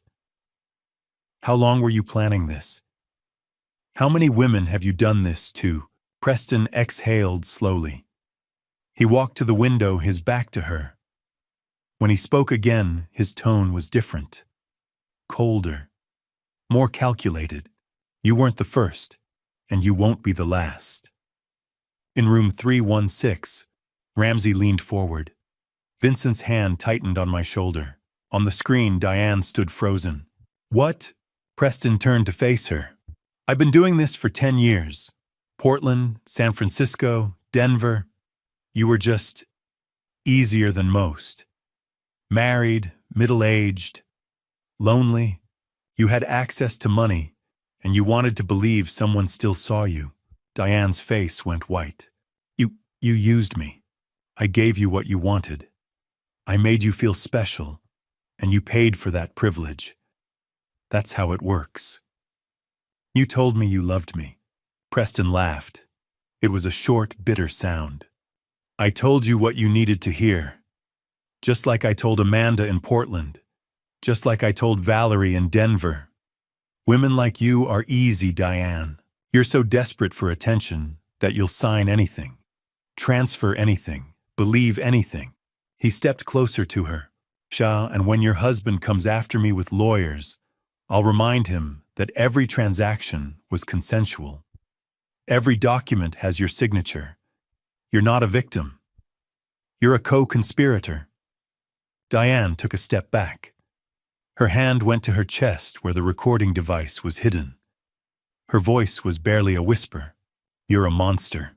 Preston shrugged. "I'm a businessman. And if you're smart, you'll keep your mouth shut about this. Because if you talk to the FBI, you go down with me." He turned and walked to the door. He opened it, paused, and looked back at her one last time. "Consider this a lesson." Then he was gone. In room 314, Diane collapsed onto the bed. Her shoulders shook as she cried. In room 316, Agent Ramsey took off his headphones. He looked at me, at Bryn, at Vincent. "We got him." He turned to one of the other agents in the room. "Prepare an arrest warrant. We'll pick him up tomorrow morning at Seattle Grace. I want it public. I want every doctor, every nurse, every patient in that hospital to see him in handcuffs." He looked back at the monitor where Diane was still crying. "Send someone in to check on her. Tell her she did well." Bryn closed her tablet. Vincent let out a long breath. I stood up. Ramsey turned off the monitor.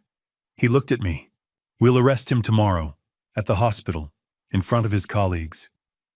He paused. "Do you want to be there?" I nodded. "Yes, I do. Friday morning, 7 o'clock. I stood in the parking lot of Seattle Grace Hospital, a cup of takeout coffee in my hand. Bryn was beside me, checking her phone. Vincent leaned against my truck, arms crossed, watching the main entrance. "Here we go," Bryn murmured as 3 black SUVs pulled into the lot. The FBI. Agent Ramsey had planned this carefully. 7:15 a.m. shift change. Maximum witnesses. Maximum impact. I took a sip of coffee and waited. Through the glass doors of the main entrance, I could see the hospital lobby. Nurses in scrubs, doctors with tablets, security guards at their posts, and then I saw him, Dr. Preston Vaughn, walking down the main corridor in surgical scrubs. He was mid-conversation with 2 residents probably discussing a procedure. His posture was confident, relaxed. He had no idea what was coming. Agent Ramsey and 3 other agents stepped through the entrance doors. Preston looked up, confused at first, then shocked. Ramsey said something I couldn't hear from where I stood. Preston's face shifted, confusion, then recognition, then rage. One of the agents pulled out a pair of handcuffs. Preston took a step back. His mouth moved, probably denying everything, demanding to speak to his lawyer. But Ramsey didn't hesitate. He nodded to one of the other agents who stepped forward and cuffed Preston's hands behind his back. The nurses stopped walking. A resident dropped his coffee cup. Everyone in the lobby turned to stare. Phones came out. People started recording. Ramsey gestured toward the main hallway, and the agents began walking Preston through the hospital. Not the back exit, not the service corridor, the main hallway, past the nurses' stations, past the surgical suites, past the administrative offices, a perp walk. Preston, still in his surgical scrubs, still wearing his hospital ID badge, handcuffed and escorted by federal agents, through the hospital where he'd worked for 2 years. I watched through the glass as they walked him past his colleagues, past the people who'd trusted him, past the administrators who'd hired him. His face was red, his jaw clenched, but he kept his eyes down. The agents reached the main entrance and pushed open the doors. Preston stepped outside into the morning sunlight. And then he saw me. I was standing beside my truck 50 feet away, coffee cup raised in a mock salute. Even from that distance, I saw the moment he recognized me, saw the hatred flare in his eyes. I didn't smile, didn't say anything, just held his gaze. Bryn glanced at me. "You're vindictive. I'm thorough." The agents led Preston toward one of the SUVs. That's when the news vans arrived, 3 of them pulling into the lot with cameras already rolling. The FBI had tipped them off. Ramsey had told me they would. Reporters jumped out, microphones in hand. "Dr. Vaughn, are the charges true? How many victims were there?" Did Seattle Grace know about the fraud? Preston said nothing. just ducked his head as the agents opened the back door of the SUV and guided him inside. The door slammed. The SUV pulled away. By noon, every doctor, nurse, and administrator in Seattle's medical community would know.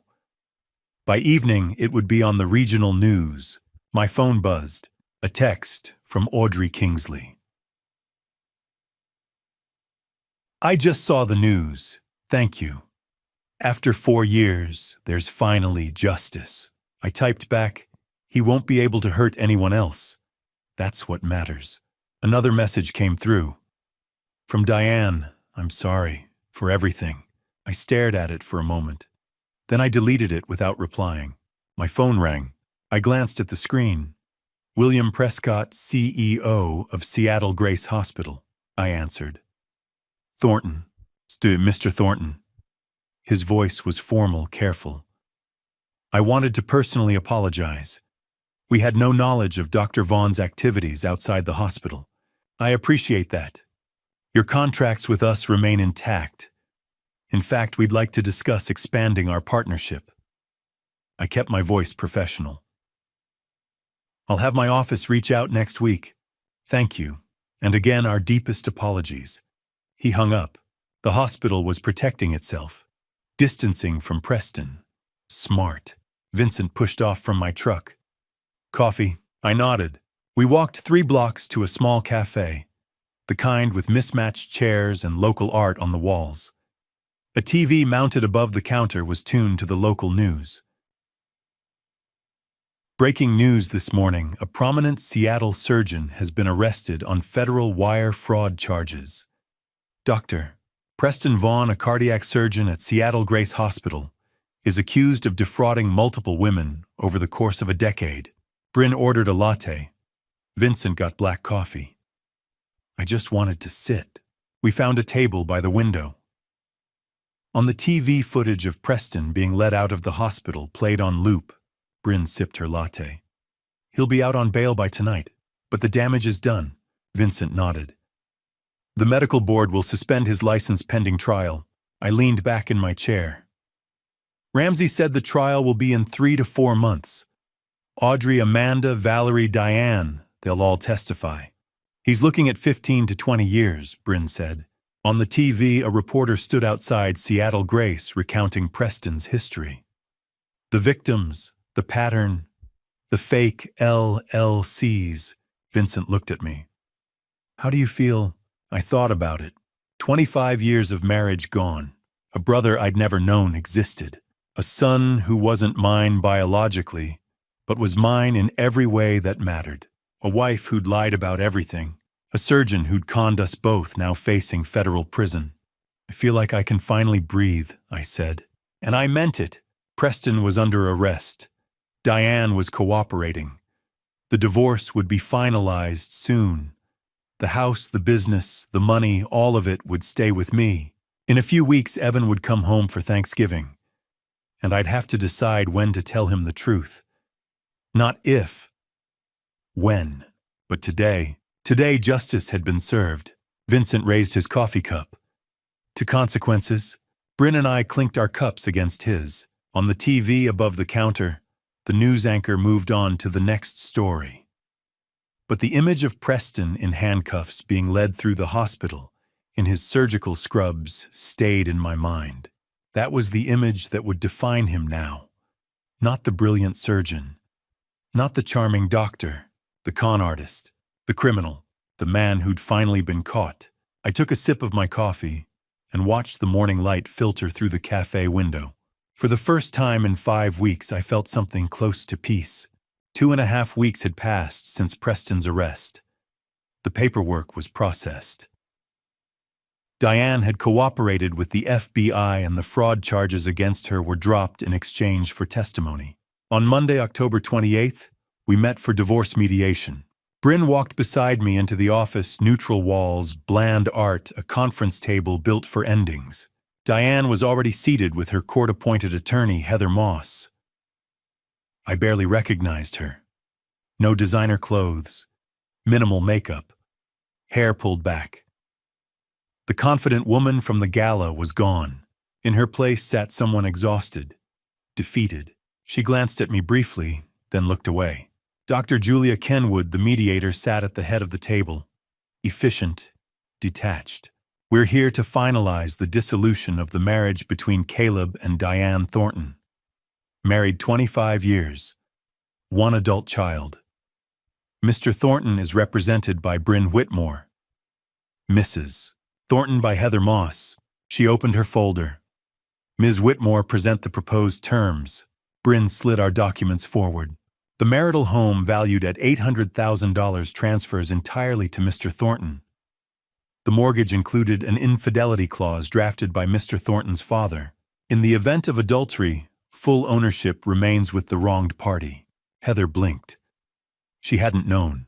Retirement accounts total $1.4 million. $1.2 million remains with Mr. Thornton. Mrs. Thornton retains her 401k valued at $200,000. The construction business valued at $500,000 remains solely with Mr. Thornton. No alimony requested or offered based on adultery and financial fraud. Heather leaned forward. This settlement is extremely one-sided. Mrs. Thornton contributed to this marriage for 25 years. Bryn's tone sharpened. Mrs. Thornton committed adultery and stole $180,000 from joint accounts. She also concealed the true paternity of their son. She avoided criminal prosecution only because of federal cooperation. Diane flinched. Dr. Kenwood turned to her. Do you contest the proposed settlement? Diane finally looked at me. Her eyes were hollow. No, I don't contest it. Her voice was barely audible. Caleb is right. About everything. I destroyed our marriage. I lied. I stole. I threw away 25 years because... She let out a brittle laugh. Because of a con artist who never cared about me. Heather touched her arm. Diane, it's true. I was selfish. I wanted to feel desired, important. And I destroyed what actually mattered. She faced me. I'm sorry, Caleb. I know that fixes nothing. But I am sorry. Acknowledged, I said. Bryn cleared her throat. One additional matter. The paternity clause. Heather frowned. Paternity clause. Evan is not Mr. Thornton's biological son. Mrs. Thornton knew from the beginning and chose not to disclose it. Mr. Thornton discovered this during divorce proceedings. Diane began crying quietly. Heather looked between us. Does Evan know? Not yet, I said. And he won't hear it from her. I placed another document on the table. A non-disclosure clause. Diane is prohibited from telling Evan or anyone else about his true paternity. Violation triggers financial penalties and potential loss of visitation. Heather shifted uneasily. You intend to enforce silence about paternity. I'm protecting my son. He's 20. Senior year of college. His identity doesn't need to collapse right now. He'll learn the truth eventually, on my timeline. Diane's voice trembled. When? After graduation. When he's ready. Will I be there? I haven't decided. She nodded. I agree. He shouldn't hear it from me. Dr. Kenwood made notes. All terms agreed. Bryn and Heather confirmed. Then sign. It took 15 minutes. Diane's signature shook. Mine did not. The court will process within 72 hours, Dr. Kenwood said. Your divorce will be finalized by week's end. Thank you, I replied. Diane remained seated. Caleb, can we talk? Just a minute. Bryn glanced at me. 5 minutes. Everyone stepped outside. We stood on opposite sides of the table. I know I have no right to ask for anything, Diane began. But you should know something. I waited. I did love you. In the beginning. Maybe even until you didn't, I finished. Until I got scared. Of getting older. Of becoming invisible. Of feeling like the best parts of my life were over. She wiped her eyes. That doesn't excuse what I did. But it's the truth. Preston made me feel seen again. Young. Important.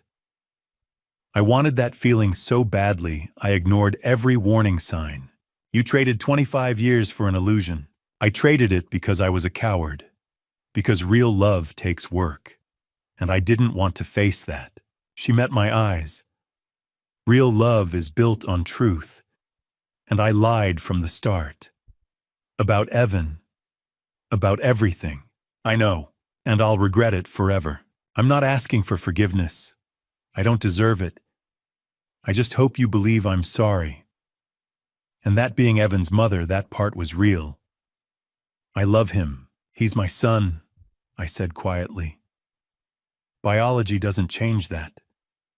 20 years of raising him is real. You don't get to take that from me. I know, and I'm grateful he has you. Silence filled the room. Will I see you at Thanksgiving? She asked softly. Evan wants us both there. I'll be there. You can come. But we're not a family anymore. We're Evan's parents. She nodded. That's more than I deserve.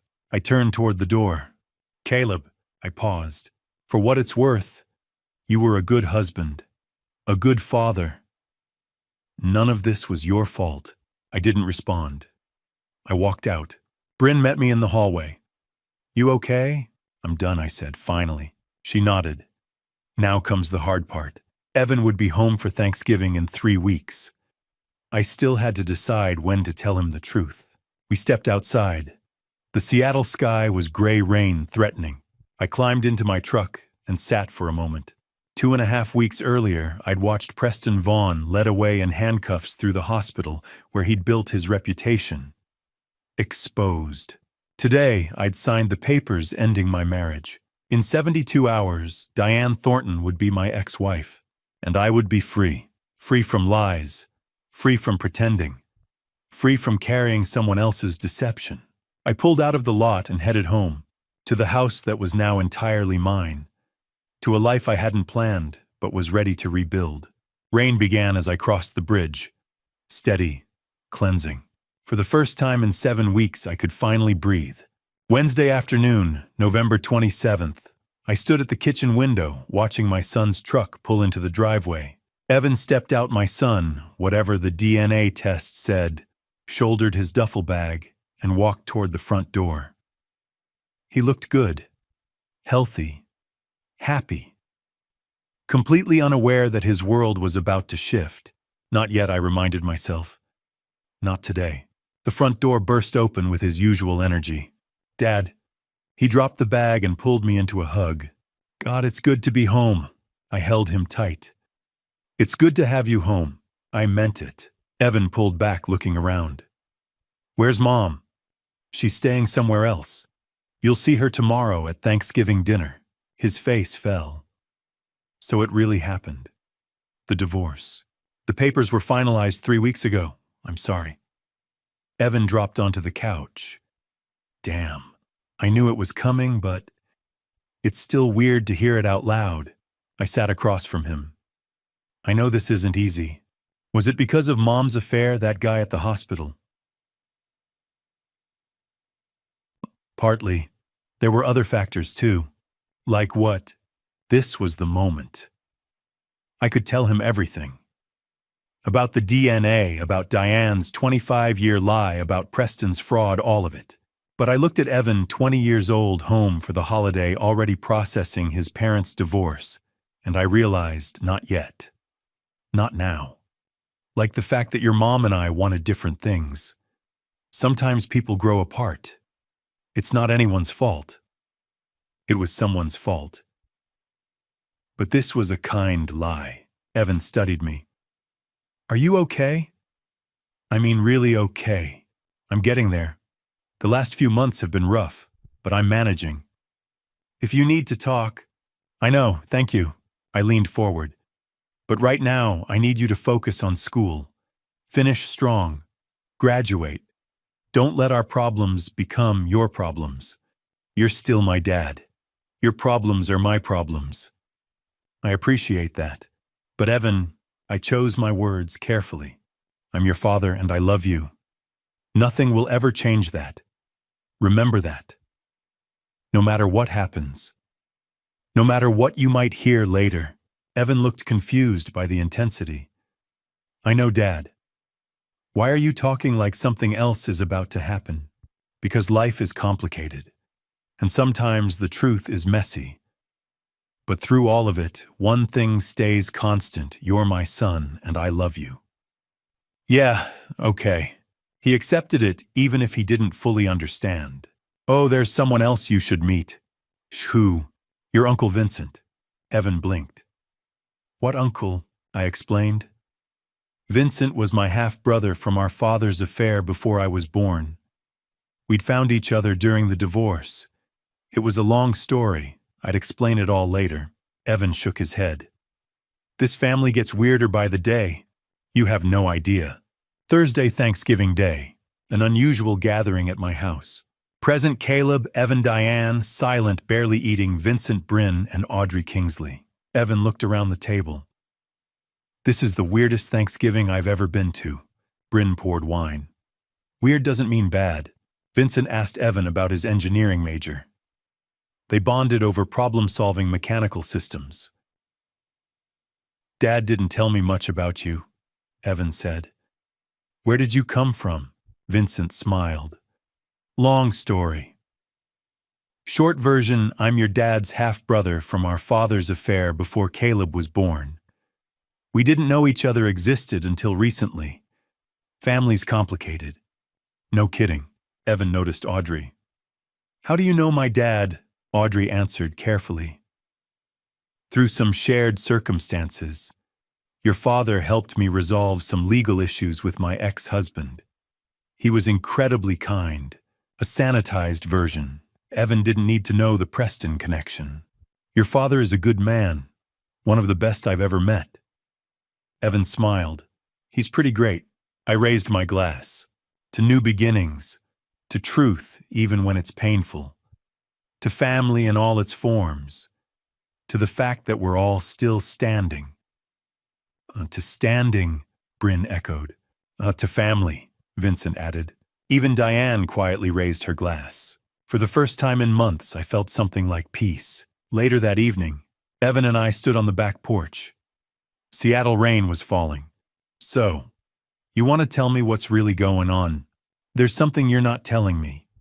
About Mom, about the divorce, about why you keep saying, I'll always be your father, like it's being questioned. I faced the moment of truth again. I could tell him now. Should tell him. But I looked at Evan home for the holiday needing stability, already dealing with too much, and made the decision not today. You're right. There are things I haven't told you. About your mother and me. About decisions made a long time ago. But those things don't change who you are. They don't change what I am to you. When the time is right, when you're ready, I'll tell you everything. I promise. When will that be?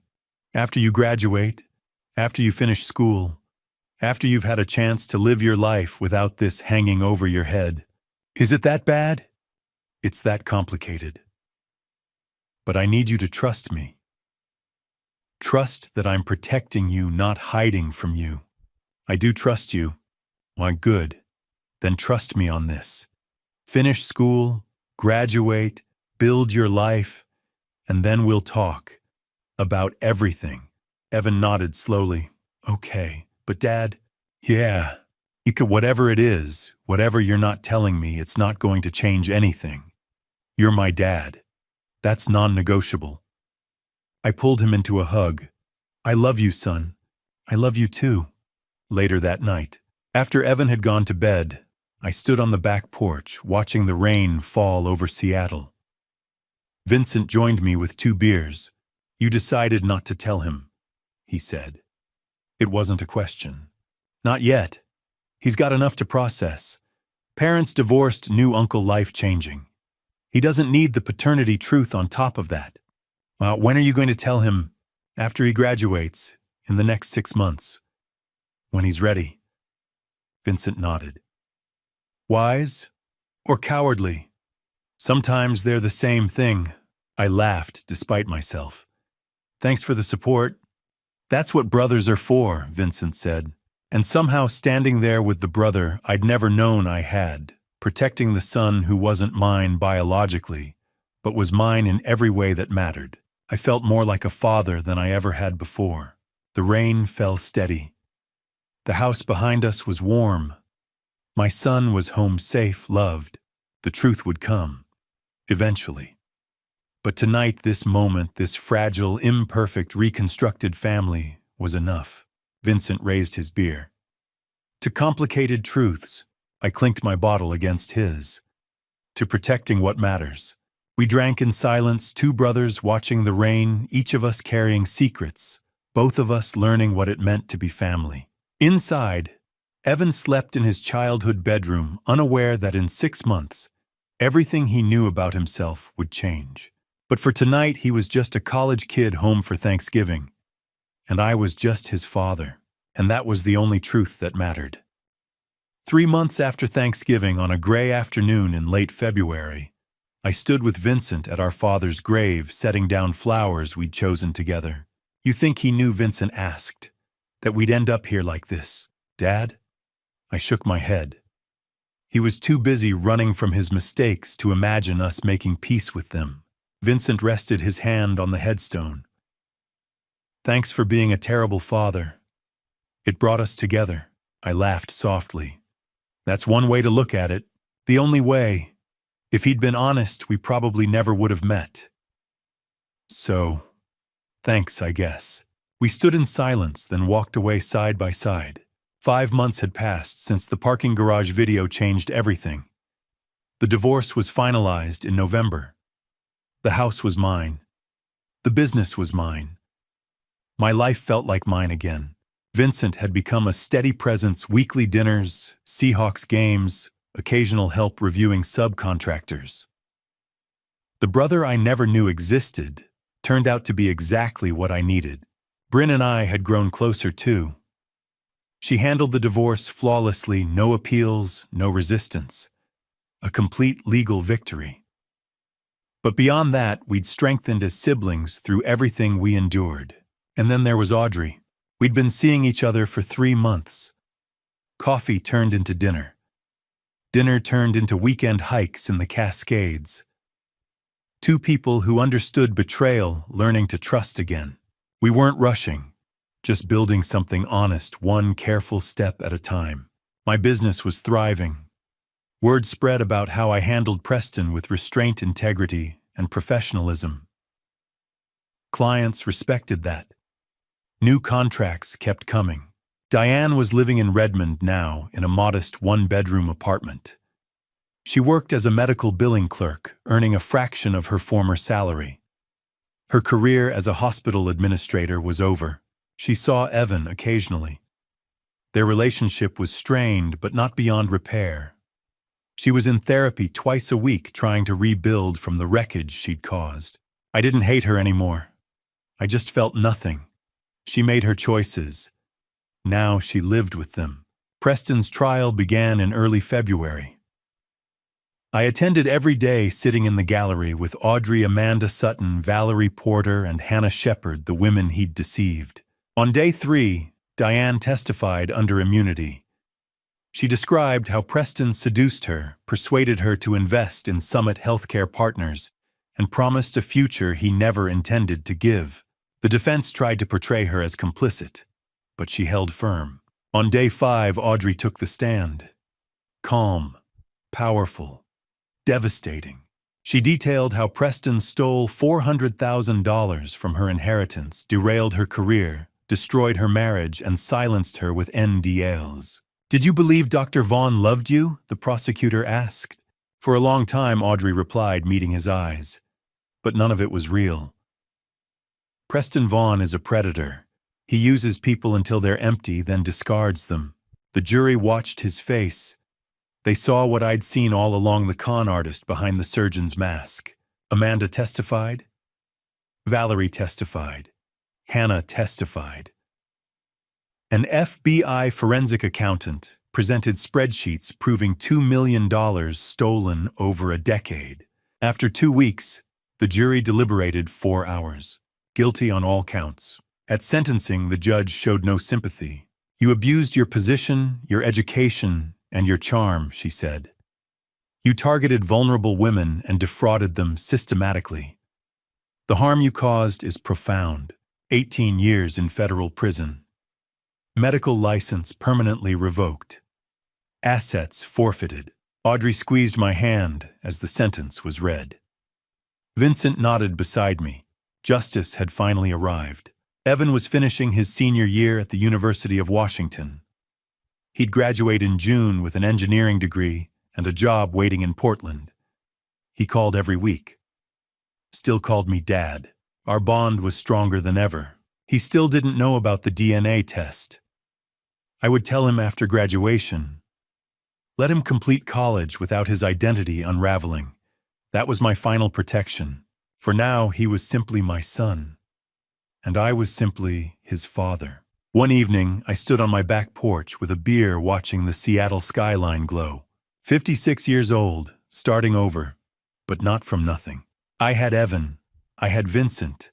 I had Audrey. I had Bryn.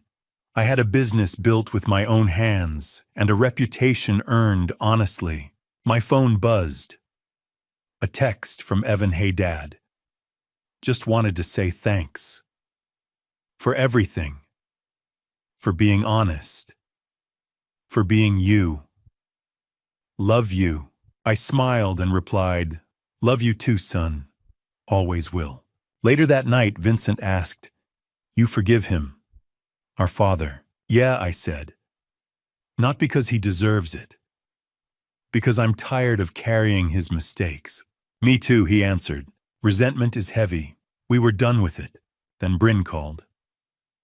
Preston was officially transferred to federal prison today, she said. It's over. It's over, I repeated. And it was. I looked around my kitchen at the photos on the refrigerator.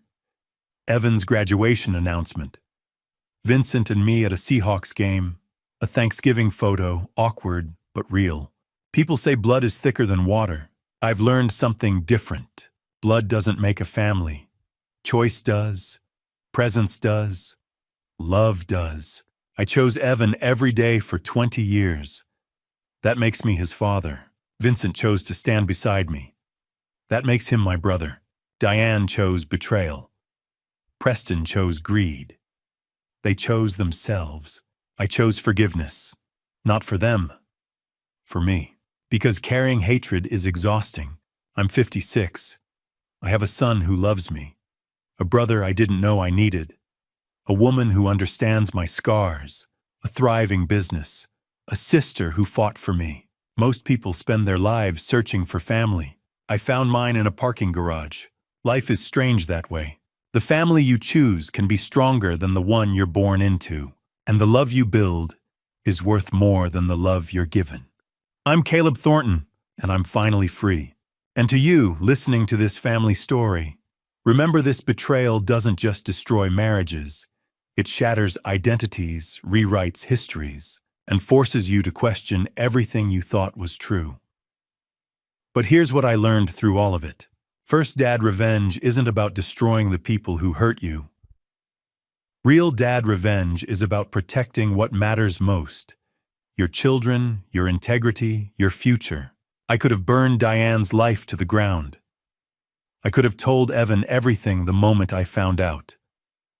But dad revenge, true revenge, is choosing restraint when rage would be easier.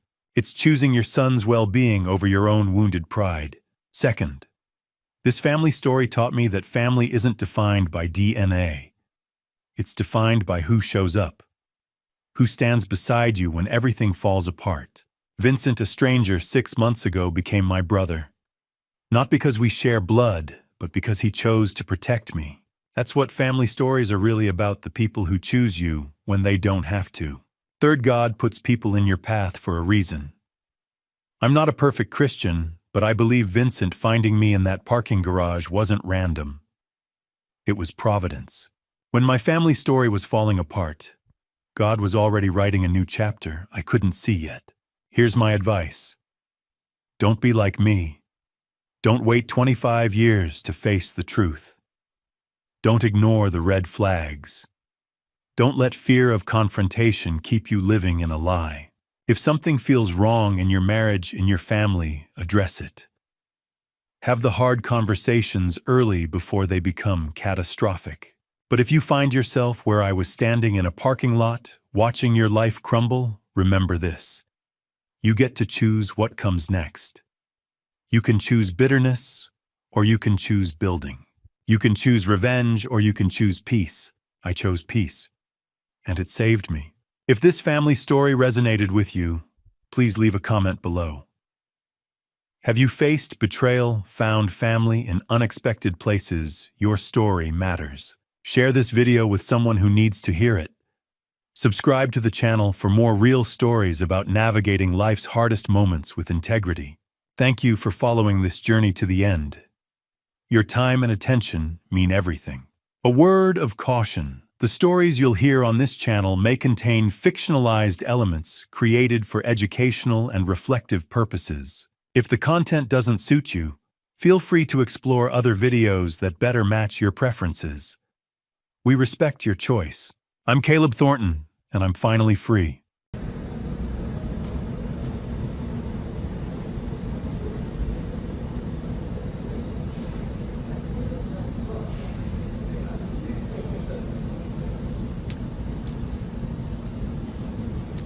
아이 배불러.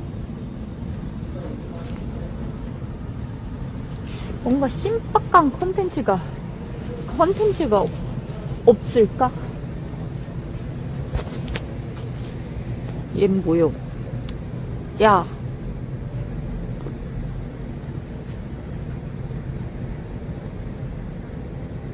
피노키오?